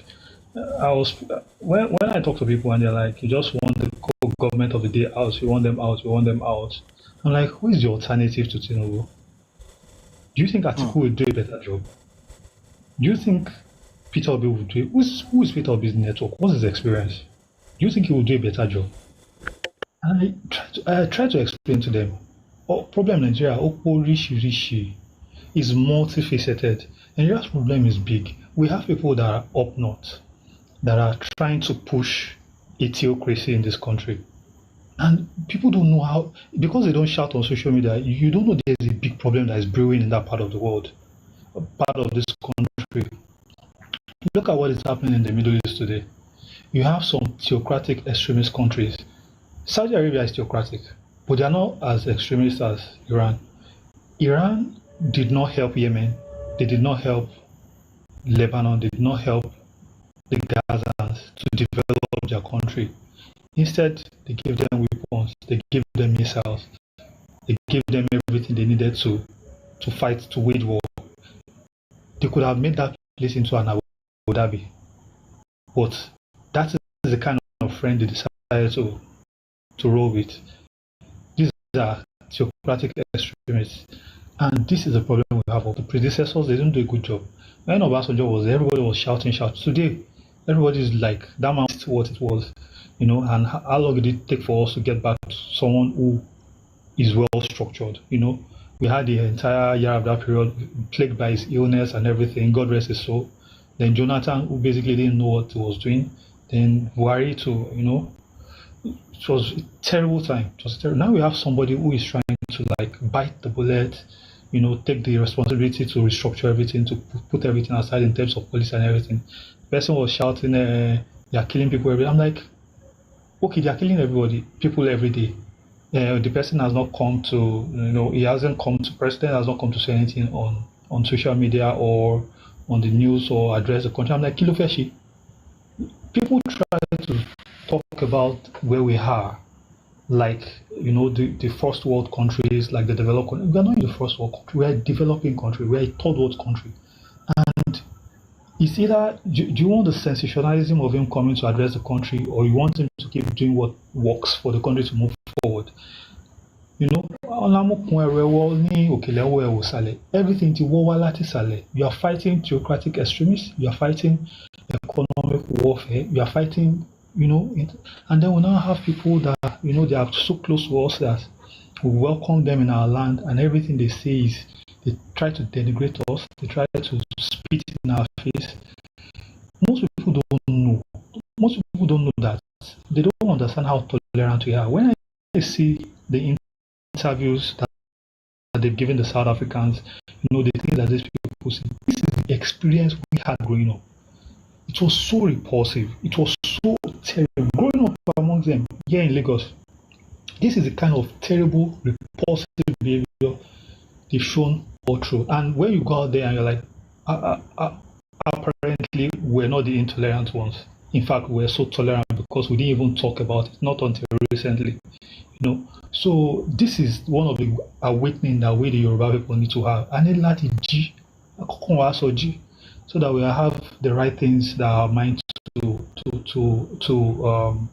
sort of to munch. You know. Thank you very much, Prof. Thank you very much, my brother Bumblebee. That was very good. Thank you. We're going to move very quickly to Yoruba. Please, let's give it to 2 minutes. I might add another minute, but let's try and shorten it. Thank you very much. Good evening, Yoruba. Good evening, sir. Evening, sir. I really want to thank you and appreciate you. Thank you so much. Thank you, sir. Yeah. So, what I'm going to do, Prof, I don't know. Maybe you have idea that I don't know. Maybe it's only me. I can't repost your program. I don't know. Maybe it's only me. So somebody else actually complained of that. I said maybe it was the app. Maybe I think it's the app. Yeah, I think it's the app. Yeah. Okay. You know, Prof, I don't know. Every day I saw you, I always appreciate you. So, you know, before you start all this program on TikTok, you know, there always be all this propaganda of the Igbo all over the place, you know. But because you are providing a document, you are providing document, and then you are reading it out, a lot of people are actually using your document. I don't know, every time I see you, I appreciate you, and then I'm so proud of you. You know, I'm saying thank you so much for the good job you are doing. So we really appreciate you. So, and then I like the idea of what you are doing now. You know, all the short video, a lot of them, and then I put them on my page, and then I will encourage, you know, our people to be try and pick your video and repost it for the message to go viral. So, because if that Chimamanda can have a very big platform to be doing that propaganda, so we need to support someone like you as well for this good message to go viral. Is very, very important. And then finally, because I don't want to waste your time. So finally, what I will say is, Prof, our Yoruba people, we need to be winding up, because if you know how much the Igbo is using on propaganda, the way they support themselves for propaganda. So we need to support this good message, not because of anybody, it's because of the young generation. So I will suggest this. You don't have to agree. If it's not good, you can say it.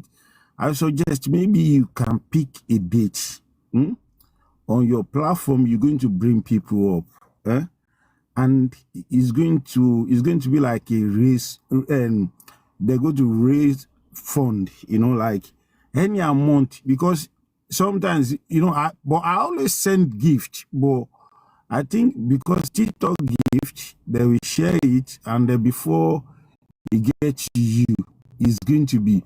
So maybe that, if we know, like this day you're going to do it, any amount, if it's little or anything, into that account. So that will be, maybe you will use it for more equipment, for more document and all those. It's going to help you to continue doing this good job you are doing.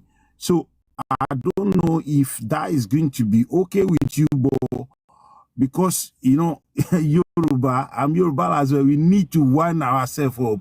So before we can shake body, so I will try and encourage every one of us to support you, because what you are doing, I see a lot, even a South person, they are using your document. When they will use some of the document you are giving to counter Igbo, to go an argument, and then when I see it, I laugh. I see your handwork. Thank you so much. I really appreciate you, sir. Thank you. Thank you, sir. Thank you, sir. Thank you. People tell me that people use the stuff, whether it's a video or the books. It's a blessing, right? At the end of the day, the important is that the information keeps getting out there, and that people are armed. To be honest, these things can, at least do at least two things. Number one is to ensure that Yoruba people know exactly what happened, so you're armed with the truth. Not just Yoruba people, by the way, people from the South, people from the North. We all know what happened. Number two is that the folks from the South actually get some form of healing. And if we're able to achieve at least one of those things, that's good. If we do the two, that would be peachy. So thank you very much. And I'm happy that people are able to use the materials on different platforms. Also, let me thank those who wrote in the comment section. Thank you very much. First, Sean Oguns and Tigel. Thank you so much. All right. And thank you, Sacred Socrates on YouTube. Thank you so much for the gift on YouTube. I really appreciate you. So when it comes to gifts, like you just did now, thank you for talking about that, Yoruba. The account, and Mr. Remy also said the account is up here now. It's right here, so people that want to support can support. If you want to have a day, so let me say it this way: Yoruba, okay. And you begin to talk, we'll make it that day. Anytime. So it could be, thank you very much, Akadol, on YouTube. Anytime you feel like you want to do so, please feel free to come up. And it's true, TikTok will have butchered your money before you get it. And that's why people usually ask, to drop the account number. So whatever you want to do, please feel free to do so. Anytime you feel like coming up to talk about people supporting the platform, I would really appreciate it. To be honest, and if you notice, I prefer people talking about it than myself saying it. it's a lot better that way, in my opinion. And I like the fact that that's what happens for the most part. Money is important. It's not like I don't want money. I don't like it. I like it. It's important. But it's important not to also make it the focal point. So I like the fact that you are saying it, and it's important because it costs a lot to do these things every day. I believe it or not, I mean, we just got some equipment. You will not know, to be honest. You will notice if you check very well, you notice that yato. But what is making it yato? There are some things that we are getting, and we're going to get more. So whatever you can do to support, I'll really appreciate it. And please use the bank details. And anytime you want to come up, Tigel just sent a gift. Thank you very much, Tigel. Anytime you want to come up, Yoruba, to talk about, or Mr. Remy, or anybody, as a matter of fact, you want to come up to talk to people to say, let's support this, please feel free to do so. The day you come up is that day. If you come again tomorrow, is that day again. So it will be a lot easier that way than to, take it. But thank you very much for that thought. It really means a lot to me. Thanks a lot, Yoruba. But again, following what he said now, all of us, you can use the bank details to support the live. For instance, one trying to set up a studio is going to cost a lot of money. I already did a lot of money. But I don't like talking about the amount, and I'll tell you why. Because the one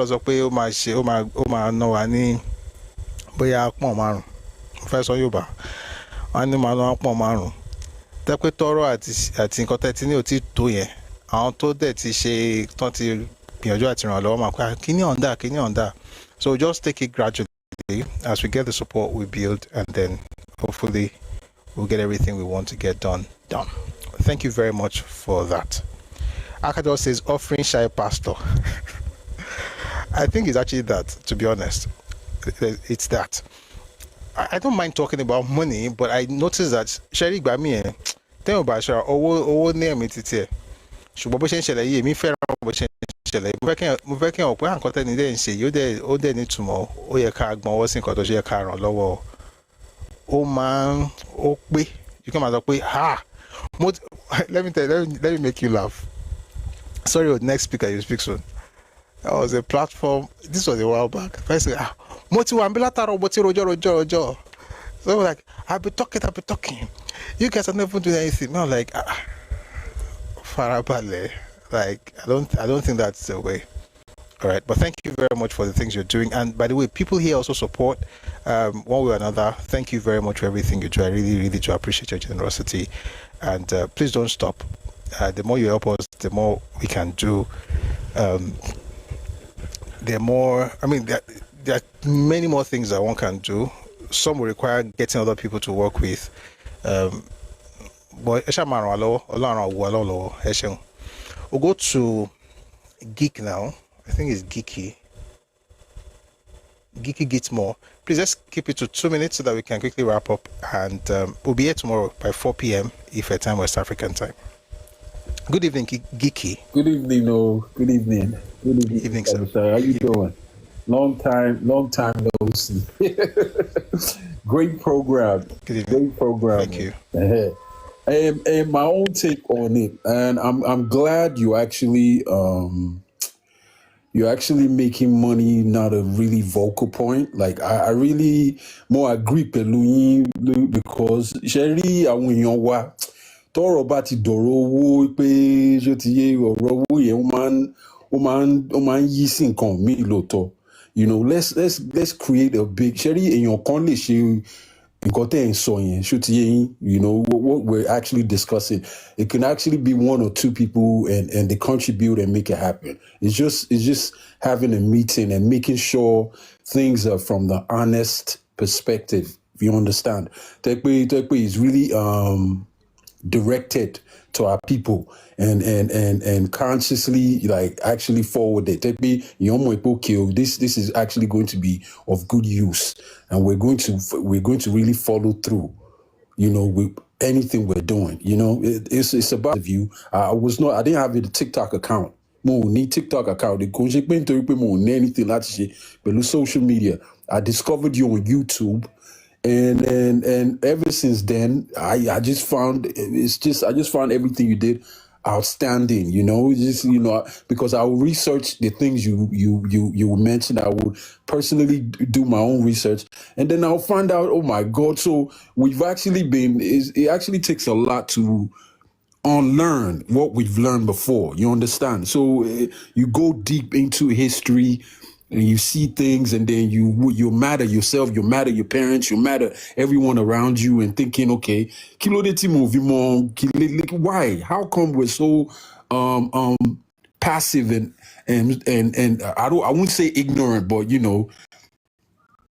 just completely out of sound or sketch of everything. Like you just I'm sure you understand what I'm saying. So to put it into short, Kenny, the man they called before, the regular Sulaiman guy, they said we're naive. We're not naive. We're just passive. We're not naive people. It's not like I want Yoruba or Mon, but we're just a bunch of passive people that needs to kickstart and be kick up the behind, just to wake up and look around us, really and truly, and sense the danger. We're good people. We're good people by nature, naturally, but we just we're also warriors. So, and we are the warrior part of Yoruba. I could call myself radical. I am radical with you because the Yorubaland needs people like me. You understand me? Because my face, we can face anything. I'm a Biafran any day. Because when you learn about these things, you realize, okay, I want your man low. Feeling like they're aggressive, they can do, they could do this, they could do that, and Yorubas can't fight, and there's this notion of Yorubas are this and Yorubas are that, Yorubas are cowards. But I beg to differ, because it's completely untrue. Because there are people that fight with their lives for the Yorubas, so, and we need to learn to identify each other too. It's very, very important how we identify each other, because there are people wearing our identity these days. I could tell you a story. I have a property in Lagos, Nigeria, and I noticed some things that's going on that's quite worrying. These people are using Yoruba names. I have a friend that has a hotel in Lagos, in Victoria Island somewhere. I won't mention. It's like a luxury place. Most of these people work there. And I noticed they are being treated like complete slaves. I'm telling you, it's so worrying. It's so worrisome. I'm telling you.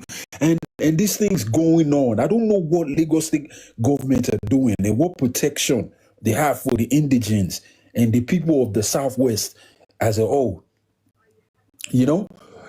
You have to notice these things goes on in the business place too, workplace too. They use them like, if you see the way they use these people, it was really scary. The last time I was in Lagos, so I asked so many questions. We don't all have to be in one place. You understand? We have to spread out and each one teach one.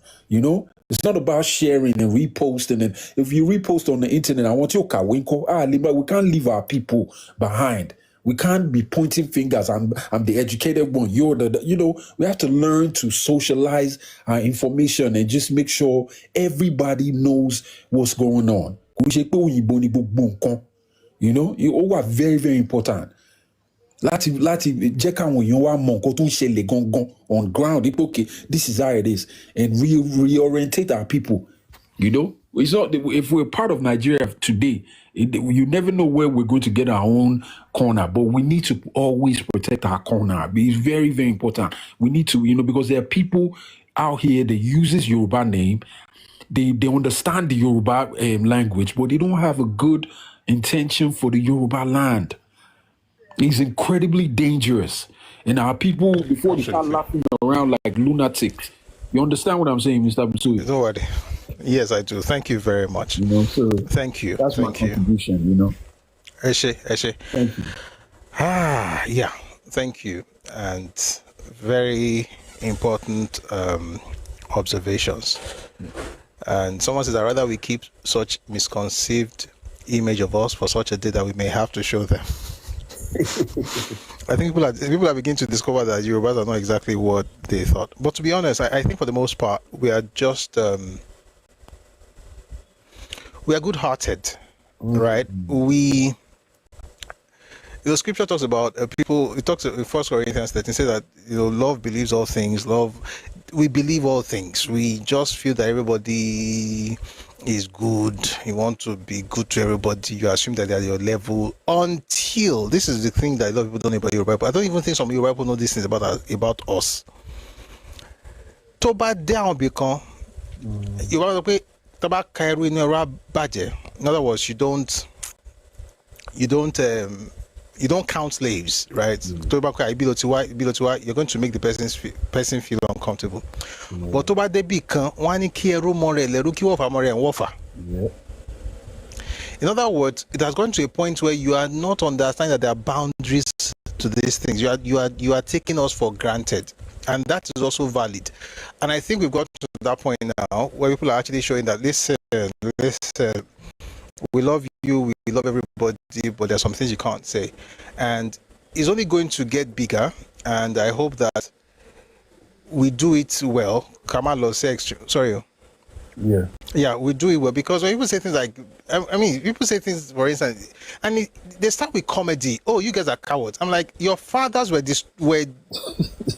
depleted by Yoruba people in 3MCDO, 3rd Marine Commando Division. The people who actually headed that division were Yoruba people, whether it was Benjamin Adekunle, or even his lieutenant, Alabi Sama, or Olusegun Obasanjo. It was Yoruba people, and they decimated the Biafran forces. So the idea that people are cowards, it's what cowards say about others to make cowards feel good about themselves. But it's important to begin to set the record straight as well. Exactly. But so because I think it's very important. Oftentimes our children and our kids and the younger generation, they don't know, they not study their own history, including us. We know part history, part here and there, but the information that I'm getting is just like, it's so brand new, and it makes me more, livid. I just look at it and think, wow. So, this is how these things. See, that anger you feel is the right attitude. Yeah. I think, and this is what I believe. If you see a person who is knowledgeable, they're usually people who understand their ignorance, but that understanding comes from knowledge. It's quite funny how it works. So you read some books, and you are angry that you like you said, you may first be angry with your parents, angry with your teachers, angry with everybody. Then you get angry with yourself for being ignorant. And then you're like, if I was ignorant of this thing, how many more things am I ignorant of? Exactly. That's where it's coming from. Exactly. And then it gets you to read more, and then the more you read, the more you discover you are ignorant. Yeah. And that's why I discovered that the people who tell you that they know everything are usually the most ignorant people, because they don't know jack. The ones who actually know, for the most part, they know that they don't know. It's like what Aristotle said. You know that you don't know. You get to the point where you're like, oh boy, there are so many things I don't know, but you actually know a lot. Yeah. But I think it's the best approach to acquiring knowledge, if I could use that word. I think that it's good to feel bad, like, how come I'm so ignorant about these things? But to also be thankful that at least you now know something, and then the more you know, the more you study, the more you discover. And there's a lot more in our history, that we're going to learn together. I just feel that it's important that these things should be shared, and we should have conversations around this, and we're doing it now. So thank God. Yes. Let's have our final speaker for this evening. Thank you very much, Giki, for that submission. Yeah, thanks a lot. And again, like Giki said, supporting is very good. I don't talk about money, not because money is not important. Money is very, very important. But I like the way God does things here. People speak up, and I think it's a clue also that what we're doing is good. So if you want to support again, please use the bank details on the screen, and do the right thing according to whatever you propose in your heart. Now I'm preaching, but it happens. All right, let's have Dr. Badru. Good evening, Dr. Badru. By the way, before Dr. Badru goes, let me just quick announcement. Number one, we have a Spotify account now. So if you're busy with work or it's not 4 p.m. and you just want to listen, you can check Busui Oris Speaks on Spotify. Beside our podcast, we have 2 episodes up now. The first one is Did Outlaw Betray the Igbos? And the second one is why the 1966 coup is called an Igbo coup. Those 2 are up now. More will come up in the next, in the coming days. So please, let's share it. Let's engage. You're going to love it, right? So you can be working, you can't watch your video, your phone, or listen, the video or whatever. But you can listen, you can watch, you can do stuff, but you can listen, and you're going to like it. So please check out our Spotify account, Busui Oris. Also, I said this a while back. I love what we're doing here is intellectual, but there's a spiritual side to it. And when it comes to spirituality, what I know is Christianity. And I think that while we pray for Nigeria, which is cool, it's important to also pray for Yorubaland and pray for things happening in Yorubaland. I think there's a spiritual beat to life that shouldn't be wished away. So you have, like I always say, we're supposed to be ambidextrous, right? So you shouldn't have to use one hand if you can use both. Especially not to it to carry things, for instance. So I want to start something apart from what we do here. It will be once a week. It's going to be very early. So if you don't wake up early, you will not be part of it. We want to just spend time to pray for Yorubaland, and we want to do it once a week, and also pray for things that have to do with those of us who are Yoruba. And by the way, when you hear Yoruba is not just Nigeria. Yorubaland is not just in Nigeria. There's Yorubaland in Nigeria, there's Yorubaland in Togo, there's Yorubaland in Benin Republic. Yorubaland. So if you'd like to join that, you're going to get more information, but we should start on Sunday, very early in the morning by 6 a.m., just 1 hour. It shouldn't be more than that, just to pray for our people. So, yeah, that would be on Sundays. And if you're a Muslim, you can do your own, based on your faith. If you're a traditional worshiper, you can do your own based on if you're a Christian. So we're going to have. Someone says in Caribbean, yes, in Caribbean, North America, Cuba, Brazil, we're everywhere.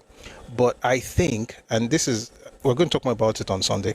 I think that there's a gap, right, that people should be feeling with their spirituality, but we're not doing it. And that's why you ask questions like, okay, what's the essence of having Christianity? We've had fantastic movements in this country. Most of the revival or whatever movement, most of it actually started in Yorubaland, starting from the very introduction of Christianity itself. Or you're talking about the Aladura movement, or you're talking about Mosori Molade or Babalola, up until what we now have right now, the biggest churches, but the thing is, you have to also now ask, Baolo Shema Nipa, Monson Yoba, mọ̀ sọ Yorùbá ní báyìí máa ní ipa nínú ìgbésí ayé àbí ìgbé ayé àwọn èèyàn tó wà nílẹ̀ Yorùbá àti pé ìgbà míì ṣẹlẹ̀ wọ́n wà àdúrà tá a máa ń gbà mí as Christians there's this prayer we pray, God Nigeria, like I was saying, indissoluble Nigeria. You heard what Azikiwe said in 53. God has created, the nature has brought us together as an indissoluble unit. When, where, how did God do it? When we pray, we also do this thing of like, God, do Nigeria. What if God doesn't want Nigeria to be the way it is right now? These are things that we'll probably talk about. And let's see. Let's meet. I'm still trying to see what form it's going to take, but I think I have an idea. We've been talking about this for some months now, and somebody reached out to me last week and said, we should do something like that. We've been trying to do it, so we might as well just start. So yeah, that will be 6 a.m., so very early on Sunday. Then you can go to church. Okay. Someone says it's a good thing to add the Wure for Yoruba project to what you do. So I'm very careful with spirituality. I don't dabble. So Iwure is prayer. And that prayer can come in different forms. That's why I have sessions here sometimes, and somebody will just come and pray, and they pray. Only if you Muslim, they pray for us, they pray, and that's good. But Sundays, we just want to use that one for spiritual. for listening to that. So let's go to the final speaker, Dr. Badru. Good evening, Dr. Badru. I think Dr. Badru is not available. But it's been a fantastic session today. I want to thank everybody who has made today's session very good. And we'll be here. Concilium. Yes, Edauto is actually Babalawo. And we wrote together so quickly. I mean, so quickly, so good. Like, it comes around. Sometimes I feel bad draft. I feel sorry for me. People pray for you based on their spiritual reality and what they understand. What matters is their heart in that moment. But when you are praying, you can't be using Agbari to do what other people, because if it's not your own spirituality, don't form. All right. So yeah, state police. Okay. Let's wrap up with your question, sir. I believe in state police. I think that Nigeria is such a large country that having just federal police to police the country is ridiculous. Nigeria is this place where you have a person who is a police in a place that is not conversant with. He can't speak the language. He doesn't know the terrain, but he's supposed to police that place. It makes no sense. And should we have federal police that have maybe like cross-border issues? Yes. But I think policing is local. So I agree with the president that we should have state policing. Like you have, and Amatekun is like a precursor to that, but that's regional. This one is going to be more local. So that's very nice. I also believe that this conversation is going to get us to talk about what we need to discuss in this country, which is resource control and eventually restructuring of the country. Because if you have to have state police, you also have to fund them. So the question is, where are you going to get the funds from? Is it going to be from your FAC allocation? Are you going to be able to, take care of the expenses of having state police, their kits, their salaries, the weapons, and so on and so forth? So I think that would be, a very welcome development. My question is about the timeline for it to take off 60 months. I have not read that though. I have not read that report. But if they say 60 months, 6 months is 5 years. Let me say something. I don't know. I will check. I've not read it. I have to read it before I speak on it. So please let me read that. But I'll say that I don't think it's something that can be done immediately, to be fair. Which is why we still have to push for Amotekun to be well armed. It can't be done immediately, but I don't think 5 years. 5 years is long. Clearly, I think it can be done in 2. And here's the problem. There's this thing. I've not read the report. I'm going to read it. People can do it according to their abilities. Now, why do we have? We have this thing we do in Nigeria where you have to wait for everybody to be ready before you push. That makes no sense to me. I think people can do it in 6 months. Lagos can get this thing started in 6 months. Or your state can do it in 6 months. Most states in Southwest, you know why? We already have a structure for it. People already been talking about it. They've been doing something close to it. Patapata 1 year. I have not read it. But I think it may have to do with this thing where we're like, okay, at what point will everybody be able to? People don't have to do something together. We need to disabuse our minds from this unitary way of thinking where we have to do it together. We don't have to. If a person, for instance, when we're going to do Amotekun, other regions were not doing it. We were ready and we got it started. Interestingly, it was because we did it that the Southeast then began their own Ebubeagu, which is a good thing. Folks will do stuff, people get inspired and do their own. Not that let's chill for all of us to be ready. Nah, I don't think that's the way. At all. Anyway.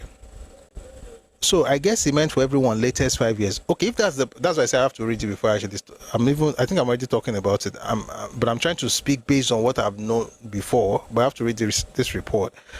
But if they say for 5 years, I don't even know why they're giving anybody time. So people may never be ready. And if they're not ready, for instance, resource control.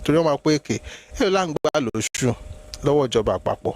Èló là ń pín, èló lówó oṣù àwọn òṣìṣẹ́, àwọn olùkọ́, àwọn tó ń ṣiṣẹ́ ní ilé-ìwé alákọ̀ọ́bẹ̀rẹ̀ àti bẹ́ẹ̀ bẹ́ẹ̀ lọ. Èló lówó oṣù tó ń gbà, èló ló fẹ́ fọ́lọ́pàá tó ń fẹ́ gbà síṣẹ́. Ṣọ́n máa lè ṣe ibo náà máa gbé, òkè tẹ́kọ̀ọ́ ti ẹ̀ ń gbàdúgbò, ibo níbi iṣẹ́ wọn máa wà. Ṣọ́n máa kọ sí orígun mẹ́rin ìpínlẹ̀ ni, àbọ̀ máa kọ sí kí wọ́n ti ń pe ilé ìjọba ìbílẹ̀. Ṣọ́n máa kọ kiri ni. All those things will get, I just said everything in Yoruba. Okay, I meant that you're going to have to ask questions about revenue, because now you're going to be increasing your expenses. You have teachers, you have civil servants, you have all this, recurring expenditure you already have in the state, and then of course you have capital expenditure. Now you're going to have police. Now you have to build stations for them. Are you going to be in local government? Are you going to be in senatorial districts? What are you going to do? All those questions have to be asked and have to be done. But I think Southwest government can do that thing in 6 months. Why? They'll just convert buildings. They won't even build anything. At least in the beginning. These guys are ready. But I'll read the report. When I read the report, after reading it, I'll have a conversation. Maybe tomorrow or Monday. All right, Mr. Aki. Thank you very much. Onyosho, Mr. Oyediran or Oke Oyediran, thank you very much. I see what you wrote in the comment section. Thank you for your generosity. I see it on YouTube. Thank you very much. By the way, before we go, I noticed I didn't read a lot. I didn't even check Facebook today, but we should, because I like to include all of us. So we've read YouTube a lot today. I'm on this session. Thank you very much, Mr. Ade Adejimo on Facebook. God Day Baba Adeni Jokodola Esheon Abiodun Adegoke Adeogun. Thank you very much. Thank you for those kind words. John Vaughn, thanks a lot. I'm not reading what they are saying. Some of those things is for me, is to tomati gbàdúrà fún ẹ tán pọ́ùn ṣiṣẹ́ dáadáa òtún gbọ́dọ̀ máa kà máa yẹ pé orí ẹ̀ tún fẹ́ wújú bó ṣe wà lọ, so ká dúpẹ́ ló kù. Thank you very much for your fantastic things on Facebook. Mostly is to thank me and to encourage me, and I really appreciate it. Thank you very much. Okay, ọ̀la ní ọjọ́ Ẹtì. So be on Friday, 4 p.m. Ife time, West African time. We're going to have a great time together. We'll be having a replay, and join us tomorrow. And thanks to everybody who has liked, commented, shared, engaged, power tabbed, everything you've done to get us to 163.7k likes on TikTok, and to the likes we have on YouTube and the people on YouTube. Thank you. On Facebook as well. Thank you very much for your support. Every single thing you do, whether it's the gift or the heart means, everything actually helps push the life to the FYP. And thanks to those who gave gifts today. Thank you very much for your generosity. I really appreciate it. T-Girl, Mr. Remy, a lot of people. I'm not going to my dark but we had dark going back there for me. Thank you very much. I kind of like the way Yoruba is rolling out today. It's quite nice. Cool. God bless you. And to those who have given, I've seen some money, some stuff that people wrote in the comment section. Thank you for your generosity. God bless you. God increase you on all sides. Thank you very much.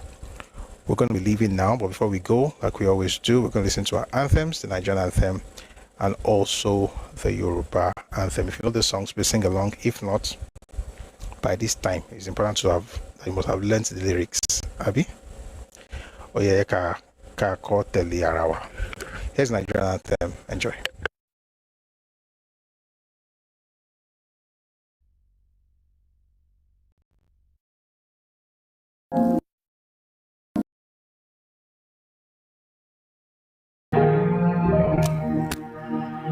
Night our own dear native land, the tribe and tongue may differ, in brotherhood we stand.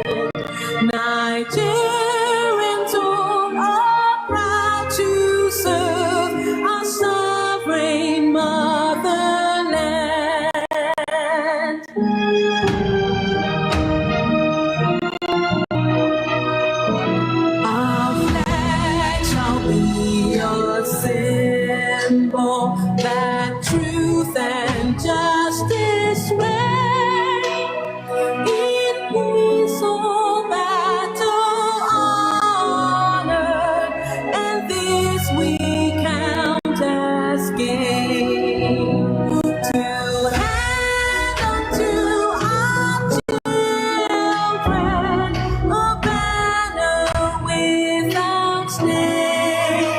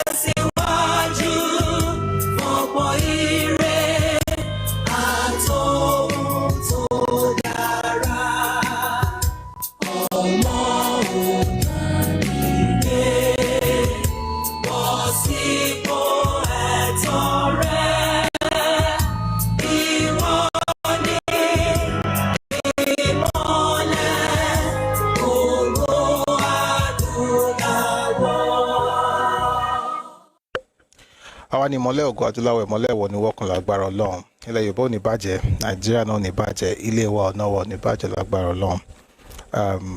I just remembered something while we're listening to the anthem. In case you want, I think it was Geeky, he mentioned that people use some of our materials, some of the books we share. You please go to Redomi Global on Telegram, join that channel, and you find some books there, very rare. But if you want to buy books, go to Redomi Books on Telegram as well, Redomi Books. But if you want to, there are some articles and some rare books you find, just a few of them actually, they are on Redomi Global. Some of them may not be very huge, but information to one you read what's in there and you're like, wow, this happened. For instance, and I've noticed a lot of people from the South that are using this book now, and I'm very happy. It's a book by Dr. Nebo Graham Douglas, the former Attorney General of Eastern Region. He wrote a book called Ojuko's Rebellion and World Opinion. That book is this they call Kotobi, but the things inside that book will change your mind about the war completely. So please take advantage of it, and I hope we have another time to go through some of those materials. But we'll be here tomorrow again, 4 p.m. if your time was African time. Do have a lovely, lovely evening, and God bless you. See you tomorrow. Odaro. Esheo.